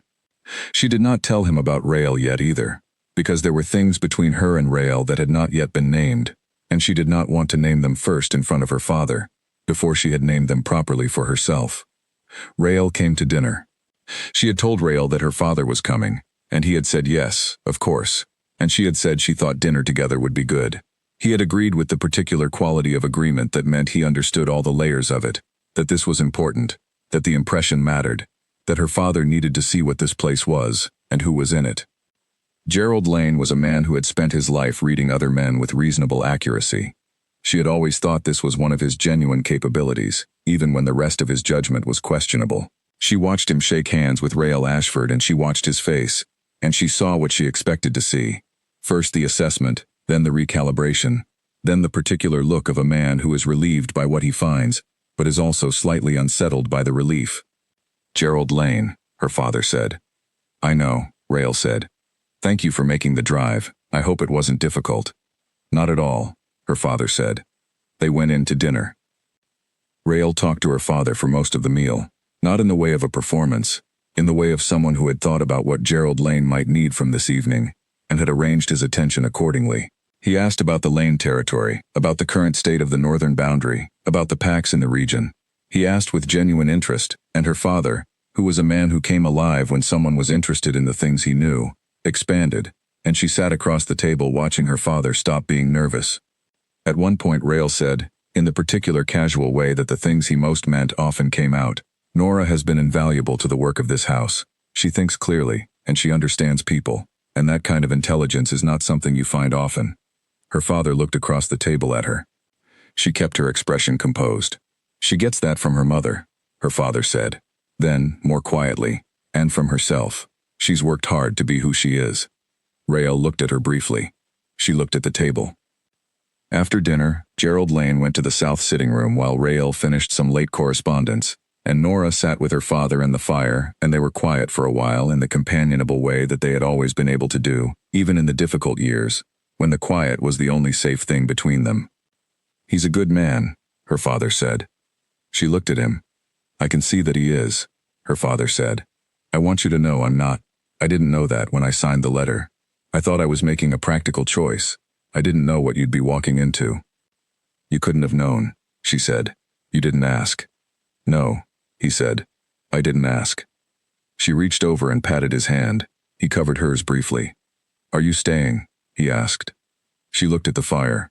"Yes," she said. He was quiet. "By choice," she added. "I know," he said. And the way he said it told her that dinner had done what she had intended it to do. That he had looked at Rael across the table, and he had looked at her across the table, and he had put together the image clearly enough, even without any words. She went upstairs at 10 and stood in the corridor outside her room for a moment, and she could hear, From the direction of the study, the faint sound of papers being moved. Working late, as he often did. She went to the study. She knocked. "Come in," he said. He was at the desk. He looked up. She came in and sat in the chair across from the desk. The chair she had sat in for the 47-minute meeting, weeks ago. The chair that now felt different because everything that had happened since had changed what it meant to sit in it. "Thank you," she said, "for dinner." "Your father is easy to talk to," he said, when someone gives him the right question. She looked at him. "He said you were a good man." Rael was quiet. "He meant it as a compliment," she said. "Coming from him, it's a significant one. He's not lavish with those." "I know," he said. "I could see that." She looked at her hands for a moment. Then she said, "I want to ask you something." "Ask," he said. She looked at him. "What do you want?" "For the future of this. For what it becomes." She paused. "Not the pack arrangement. Not the political side. For us." He set his pen down. He held her gaze. "I want," he said carefully, "to stop managing the distance between what I feel and what I allow myself to do about it." She was quiet. "I have been," he said, very patient, by intention. He paused. "Patience was the right thing. I wanted you to have time and space and all of it to be your choice, but—" He stopped. He pressed his mouth together briefly. "The patience has had a considerable cost." She looked at him. "What would you do," she said, "if you stopped managing the distance?" He looked at her directly. "I would ask you to let this become what it is." She held his gaze. "It already is what it is," she said. Something happened in his face. Not sudden. It was a gradual change, the way ice changes when it finally decides to stop being ice. Not dramatic, just the quiet, total shift of something that has been held in place for a long time finally coming to rest. He stood. She stood. They were on the same side of the desk now because she had come around it without quite planning to, and they were standing close in the lamplit study, and the house was quiet at their backs, and her father was asleep down the hall. He reached up and touched her face the way he had on the terrace weeks ago, the same light touch, but this time he did not stop there. He held her face gently and looked at her with the full, unguarded quality of the man she had been learning for weeks, and then he kissed her, quietly, the way people do when they have wanted to for a long time, and are finally, completely certain. She held on to the front of his jacket. They stayed there for a while. Then she stepped back, and he let her, and she looked at him in the lamplight. "The east path tomorrow," she said. He looked at her. "Both of us," she said. "And my father. I want him to see it." Something moved across his face that she had never seen there before, something warm and specific and not managed at all. "Yes," he said. She went to the door. She turned. "Good night, Rael," she said. He said good night. She went to her room and stood in the dark for a moment and pressed her hands to her face and breathed. The house was quiet. The house was hers.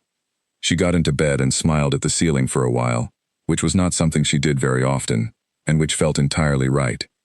The morning after her father's arrival was a Sunday, which meant the house operated at a slightly different pace, not slower exactly, but quieter in the particular way of a day that had given itself permission not to be urgent.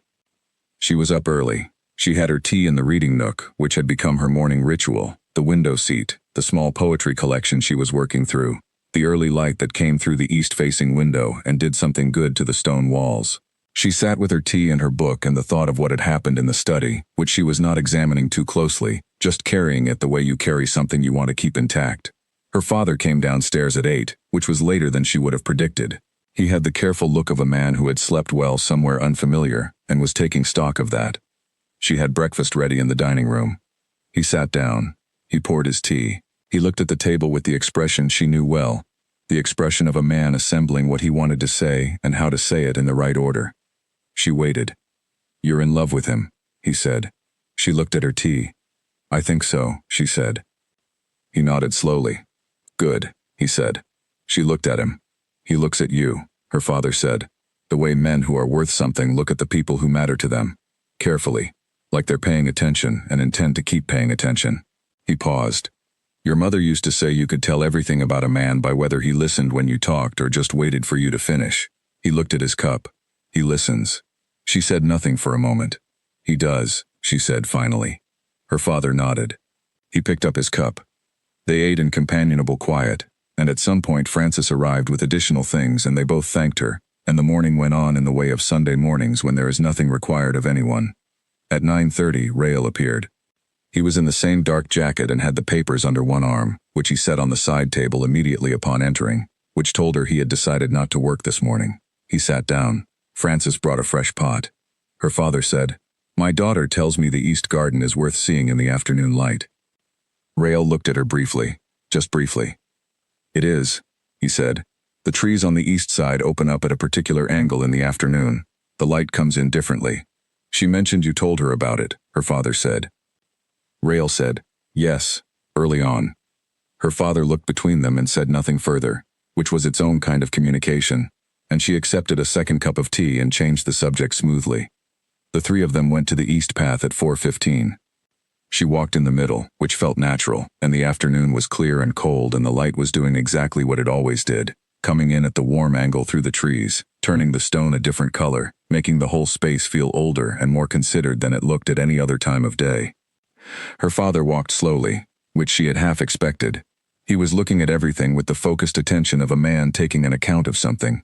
She could feel him building a picture, revising it, building it again. At the point in the path where it curved, where the light came in at its most direct, he stopped and looked around. "You see why she liked it," Rael said, from beside her. Her father looked at Rael. "She likes the light," he said. "Always has. When she was small, she used to move her chair around the kitchen following the sun." He paused. Her mother was the same way. She felt something tight in her chest, the way she always felt when her mother came into conversation unexpectedly. She kept her face composed. Rael said very quietly to her father, "She's mentioned her." Her father looked at him. "Has she?" "Not much," Rael said. "She doesn't have to." Her father was quiet for a moment. Then he made a small sound that was not quite a word, and he looked at the trees, and she understood, with the accumulated understanding of 23 years of watching her father manage what was hard for him, that he was moved, and that he was handling it in the only way he knew, which was by looking at something else. She reached out and took his arm, lightly. Just linked her arm through his. He patted her hand. They stood there in the afternoon light for a while, the three of them, and it was not a complicated moment. It was actually quite simple, one of the simplest moments she had had in a long time. Three people standing on a garden path in good light. They walked back. At dinner she told her father about the Pratt dinner, the planning of it, what she hoped it would accomplish. He listened with genuine engagement, asking the practical questions of a man who had been in pack politics his whole life. Rael answered some of them. She answered others. At one point they spoke over each other, reaching the same thought from different angles, and she glanced at Rael and he was watching her with the particular quality of attention she had learned to read as pleased. Her father saw it. He said nothing about it until the end of the evening, when he was putting on his coat in the hall to go to bed. He said, to her alone, while Rael was speaking to Owen, "Write to me. When things develop, I'd like to know how it goes." She smiled at him. "I will," she said. He kissed her forehead. He went upstairs. She stood in the hall for a moment. She looked at the stairs her father had just gone up, and then she looked at the man standing near the front door speaking to Owen about something to do with tomorrow's schedule, and she thought about how strange and complete the world was, that it had brought her here, to this hall, to this moment, through a path she would never have chosen for herself in 100 years of choosing. But she was here, and it was right. Owen finished whatever he was saying and nodded to her on his way out. Rael turned. He looked at her across the hall. "How are you?" he said. "Good," she said. "Really good." He looked at her for a moment longer. "Your father is a decent man," he said. "He made a decision he regrets, but he's a decent man." "I know," she said. "The things we make in a moment," he said, "take longer to undo than the moment itself." He paused. "Some of them can be undone. Some of them just have to be lived with differently." She thought about her father signing the letter, and about all the things that had come from that, and she thought, well, yes, he's going to be all right, she said. He just needed to see this for himself. Rael nodded. She went to the stairs. She stopped. "Rael," she said. He looked at her. "I'm glad I came here," she said. He held her gaze. "So am I," he said. She went upstairs. She went to her room and stood at the window in the dark, looking at the garden below, and she did not think about anything specific. She just stood and breathed and felt the weight of the house around her, not pressing down but holding, the particular quality of being held by a place. She pressed her palm to the glass. Below, the east path was invisible in the dark. She knew exactly where it was. She went to bed and slept without dreaming. Her father left on Monday morning. He packed the same way he had arrived, efficiently, without drama, the bag in the back of the car before she had finished her tea. She walked him out to the gravel, and they stood in the cold morning air, and he looked at her for a long moment, with the particular look of a parent who is checking something important for the last time, before committing to a conclusion. "You're all right," he said. "Not a question." "I'm all right," she said. He nodded. He seemed satisfied in a way that went past the surface of the words. He got in the car. He rolled down the window. "That man," he said, meaning Rael, "is going to ask you something. Formally. I think it will be soon." She looked at him. "I wanted you to know," her father said, "that when he does, he has my answer already." She blinked. "What do you mean?" Her father smiled, which was a rare and genuine version of his face. "He spoke to me this morning. Before breakfast, while you were in your nook." He paused. "He asked whether I would give you my blessing. Not my permission. My blessing." She stood on the gravel and could not immediately produce words. "I told him yes," her father said simply. "Immediately." He looked at her steadily. "You should have seen his face, Nora, when I said yes." Her father shook his head slowly. "That man has been careful with everything he feels, for a very long time." She pressed her hand against her sternum briefly. "Drive safely," she said. "I will," he said. He rolled the window up. The car moved down the gravel drive toward the gate. She stood and watched it go until it passed through the stone posts and onto the road and disappeared. Then she turned and went inside. Rael was in the dining room. He was standing at the window, the same way he had stood the evening she arrived, and for a moment, the quality of the light was so similar that she felt the whole passage of the weeks stacked up behind her, everything she had moved through to stand here, now, in this room. He heard her come in. He turned. She looked at him. "You spoke to my father this morning." He held her gaze. "Yes. Before breakfast," she said. "He was up early," Rael said. "I thought it was the right time." She looked at him. "You asked his blessing." "Yes," he said. She crossed the room. She stopped in front of him. He looked at her with the expression she had seen last in the study. Unguarded, completely present, no more management of the distance. "I don't need his blessing," she said. "I want you to know that. My choices are my own." "I know," he said. "But I'm glad you asked him," she said. "Because it mattered to him. And he matters to me." He held her gaze. "I know that too." She looked at him. "Ask me," she said. He was quiet for a moment. Just a moment. Then he reached into the inside pocket of his jacket and he took out something small, which she identified, slowly, as a ring. Not elaborate, a simple band with a single dark stone, the kind of piece that had been chosen for its quality rather than its display. He held it without opening his hand all the way, just holding it in his palm between them. "I want to formalize what this is," he said, "not because of the pact tradition, not because of the alliance, not because of anything that came before this moment. Because I know what I want, and I want it to be named, and I want it to be yours." He paused. "I'm asking you, Nora Lane, because you walked into a situation you didn't choose, and you chose it anyway, and because you looked up at that dining table on the first evening, and looked right back at me, and I have not been the same since that moment, and I do not want to be." She looked at the ring in his palm. She looked at his face. She said, "Yes." He took her hand. He put the ring on her finger, and she looked at it there for a moment. The dark stone, the simple band, the weight of it so slight it was barely there. "When did you get this?" she said. 3 weeks ago, he said. She looked at him. "I knew," he said simply. She looked at the ring. She looked at him. She thought about the list in the back of her notebook, the column of small things, the chair, the path, the book, the nook, the tea. All the small things that had been, each one of them, a piece of this. All the ways a man who communicated in precise language and careful action had been saying, for weeks, the thing he was only now saying with words. "You've been patient," she said. "Yes," he said. "It cost you," she said. "Yes," he said. "Considerably." She looked up at him. "It's done costing you." He looked at her for a long moment. Then he pulled her toward him and she went, and she pressed her face against the front of his jacket, and felt the steady rhythm of him, that particular quality of someone solid and true, and she stood there and let herself simply be held for a moment, which was something she had not done in a long time, and which felt nothing like giving anything up, and entirely like arriving somewhere. He held her without moving. She lifted her head after a while and looked at the window beyond his shoulder, at the garden in the October morning, at the east path running along the edge of it, invisible from this angle but there. "The Pratt dinner is in 5 days," she said. "Yes," he said. "We should brief Vera today," she said. "Yes," he said. She stepped back. She looked at him. He was watching her with the private warmth she had only recently been allowed to see. The real one, underneath all the others. "Library?" she said. "Library," he said. They went. She sat in her chair and he sat in his, and they both opened their books, and the morning light moved across the floor between them the way it always did, and the house was quiet around them, and outside the east garden waited in the October cold for 4:30.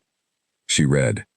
She read every word, each sentence going in and staying, the way they did when everything around her was at rest. She read for an hour without looking up. When she did look up, he was watching her. Not trying to hide it, not managing the distance. Just watching her. She looked at him for a moment. Then she looked back at her book. She heard, very quietly, the beginning of a sound from his direction. Not a laugh, not a smile sound exactly.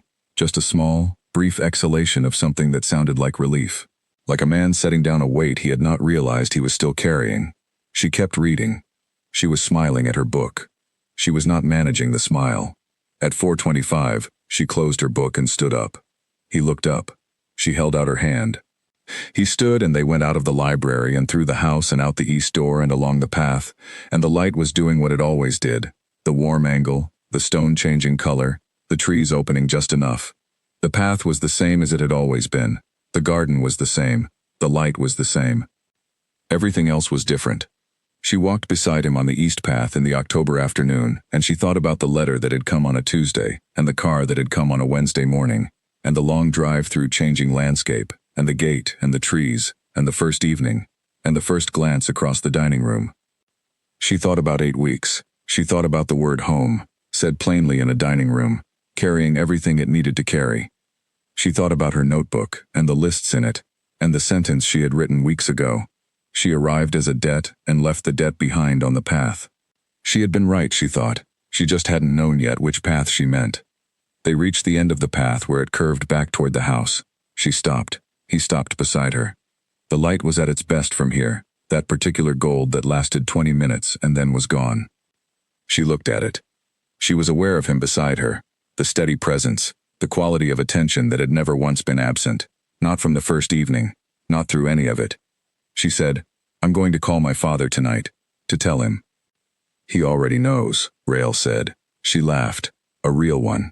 "He does," she agreed. He turned to her in the afternoon light, and his face was the face she knew now, not the formal meeting face, not the dinner table face, not the managed version, just his face. "I'd like to introduce you to the pack formally," he said, "when you're ready, not before." "When I'm ready," she said. "Your pace," he said. "As I said from the beginning." She looked at him. "What did you think of me?" "In the beginning, the very beginning." He was quiet for a moment.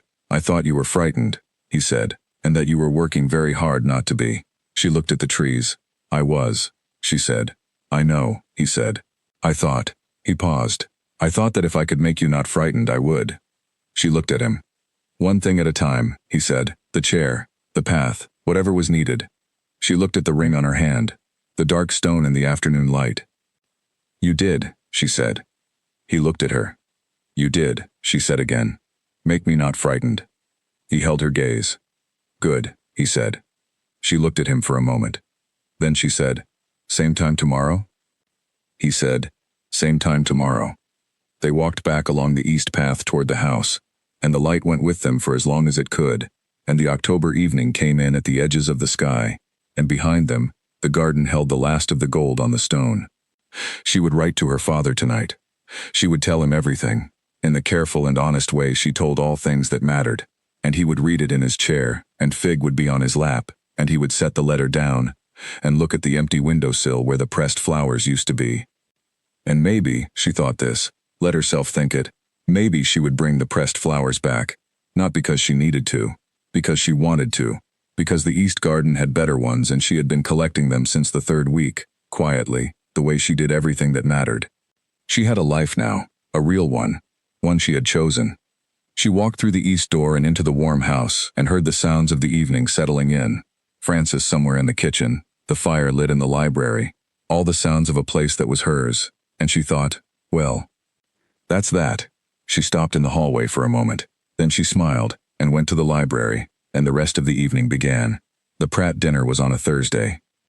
Donald Pratt arrived with his wife Eleanor, who was exactly the kind of person Nora had come to appreciate most. Direct, warm but not performing warmth, possessed of the quick intelligence of someone who had spent decades watching people navigate rooms and had formed very precise opinions about what it meant. Vera was already there when the Pratts arrived, standing near the fireplace in the formal sitting room with the particular settled quality of a person who has arranged themselves in exactly the right spot for exactly the right moment. She shook Eleanor Pratt's hand and said something that made Eleanor laugh genuinely, and Nora thought, good. Vera was doing her work. Donald Pratt was a tall man with careful eyes. She had expected him to be guarded. 14 months of correspondence with Calder had given him one version of this family, and he was now in the presence of a different version, and that required adjustment. She had thought he would need time to recalibrate.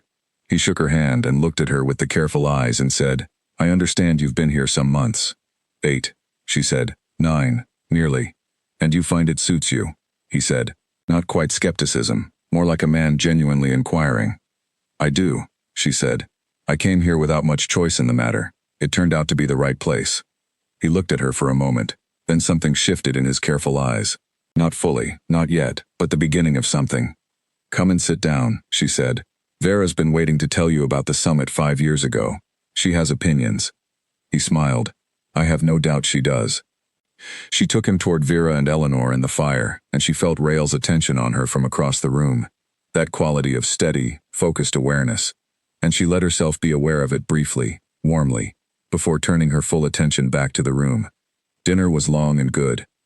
She had helped plan the menu with Francis, and the menu was excellent, and the conversation moved in the way it moved at dinners that were working, naturally, with some give and take, finding its own level. Vera was at her best, which was very good indeed. Rael spoke when the conversation needed him, and stayed out of it when it didn't. Eleanor Pratt was funnier than anyone had expected, which helped everything. Donald Pratt spent the first half of dinner recalibrating visibly. She could see him doing it, could see him setting aside the version he had been given and building a new one with the information directly in front of him. He watched the way Rael spoke to her. He watched the way the room organized itself around Rael, not because anyone had been told to, but because that was what rooms did. He watched Vera's ease, Eleanor's laughter, the quality of the household's attention to all of them. At one point, about halfway through, he looked at Nora and said, "The correspondence. From Calder Ashford." She met his eyes. "I want to be clear," he said, "that I had reservations. From the beginning." A pause. "I didn't act on them." "People don't, always," she said pleasantly, "especially when the alternative isn't fully visible yet." He looked at her. "It's visible now," he said. She nodded. "Yes," she said, "it is." He turned back to his plate. After that, the dinner was different, more open. Whatever Pratt had been holding back, he let settle, and the conversation found the real register of people who are going to be in a working relationship with each other and are deciding whether that's something they can do honestly. She thought, yes, it is. After dinner, while Rael walked the Pratts through the study to show them some maps relevant to the border discussion, she stayed behind with Vera in the formal sitting room. Vera poured herself a small glass of something from the decanter on the side table and looked at Nora with the pleased, certain expression of someone watching a thing they helped plan unfold correctly. "Well," Vera said. "Well," Nora agreed. "Pratt will come around," Vera said. "He's already come around, more or less. He just needs to do it in his own time, at his own speed." She took a small sip. "Eleanor liked you very much." "I liked her," Nora said. "Eleanor is the one who matters," Vera said simply. "Pratt is intelligent, but he follows his wife's instincts, has done for 30 years. Nora looked at her. "Don't tell him I said that," Vera said. She laughed. Vera looked at the ring. Not pointedly, just the natural gaze of someone who notices things. "That's new," she said. "A week ago," Nora said. Vera was quiet for a moment. Then she said, "Good. It's right." She picked up her glass. "I've worked for Rael Ashford for 11 years. In 11 years I've seen him make every kind of decision a man can make. Territorial, political, financial, legal. Hard ones, complicated ones, high-stakes ones." She paused. This is the best one. Nora looked at her. He is a man who needed someone who would see him clearly, Vera said. Not the title, not the territory. Him. She met Nora's eyes. You do that. Nora said nothing for a moment. He does it for me too, she said finally. Vera nodded. She seemed satisfied. They heard voices from the direction of the corridor, the Pratts returning with Rael, the sound of people winding a good evening toward its natural close. Vera stood up and straightened. She was perfect at this. The transition from personal to professional, the slide into her role, all of it seamless. Shall we? She said. Nora stood. Yes, she said. They went to meet the others. The Pratts left at 10. Donald Pratt shook Rael's hand at the door and held it for a moment longer than a standard handshake and said something that she didn't catch but that made Rael's expression do the private thing, the small, contained acknowledgement of something given. Eleanor Pratt kissed Nora on the cheek. Come to dinner sometime, she said. Just the four of us, no occasion. I'd like that, Nora said. Owen drove them away. Vera said goodnight and went to her car. The door closed. The house was quiet. She and Rael stood in the hall. She said, That went well. Better than I expected, he said. Vera is remarkable, she said. She is, he said. She told me, before you came, that I needed to stop running everything as though trust were a vulnerability. She looked at him. She was right, he said. She thought about Vera's voice in the sitting room. It's the best decision he's made. She thought about a man who had, gradually, stopped managing the distance, and about the quality of what was left when the management stopped. She said, Go to bed. You've been planning this for 3 weeks. He looked at her. So have you. I know, she said. I'm going too, but you first. He looked at her steadily for a moment. Then he said, Good night. She said, Good night. He went upstairs. She stood in the hall for a moment. She looked at the painting on the wall near the entrance, a landscape, the east fields and the tree line at the edge of the property, the kind of view you only know if you know the place. She had learned to know the place. She went upstairs. She went to her room and sat at the writing desk and opened her notebook to the back, to the list she had started in the first days, the column of small things. She read through it once. The chair, the path, the book, the nook, the tea, the staircase landing, the terrace in the morning, the library afternoons, the study past midnight, the ring. She had not planned to make the list a record. She had made it as a tool, as a way of thinking clearly, of seeing patterns in what was in front of her. But now she looked at it and saw something else, a record of the weeks, a record of learning, a record of a place and a person discovered one careful detail at a time. She closed the notebook. She looked at the ring on her finger. She had arrived here as a debt. She had arrived frightened. She could admit that now, fully, to herself, without the management of it. She had been frightened and she had decided not to let the fear run her, and she had done that, and it had led her here, to this desk, in this room, in this house, which was hers. She was 23 years old. She had a degree she had never used, and a notebook full of small, careful observations, and 3 novels from the library shelf that she still hadn't finished, and a cat named Fig who was probably still sitting on the kitchen table looking at the windowsill. She was going to bring the pressed flowers back, she had already decided. She was going to bring them back and put them in the reading nook, and she was going to learn the East Garden well enough to collect new ones every season, and she was going to read every book on the second-floor library, and debate at least a third of them with the man who had built that library knowing she might come and read it. She was going to stay. She turned off the lamp. She lay in the dark and listened to the house, the old stone settling, the distant quiet of the grounds, the sound of the place she lived in. Tomorrow there would be work to do. There was always work to do. The Pratt relationship to cultivate, the Pack communications to follow up on, the succession question that Calder had raised which needed to be addressed in its own proper time and way. There was the east path to walk at 4:30, and the library to inhabit in the mornings, and the breakfast table where she and Rael sat together in the particular quiet of 2 people who did not need to fill silence. There was all of it, the whole long, good, ordinary, particular life of this place. She breathed. She smiled at the ceiling. The house held around her, solid and warm and entirely real. She closed her eyes. She slept.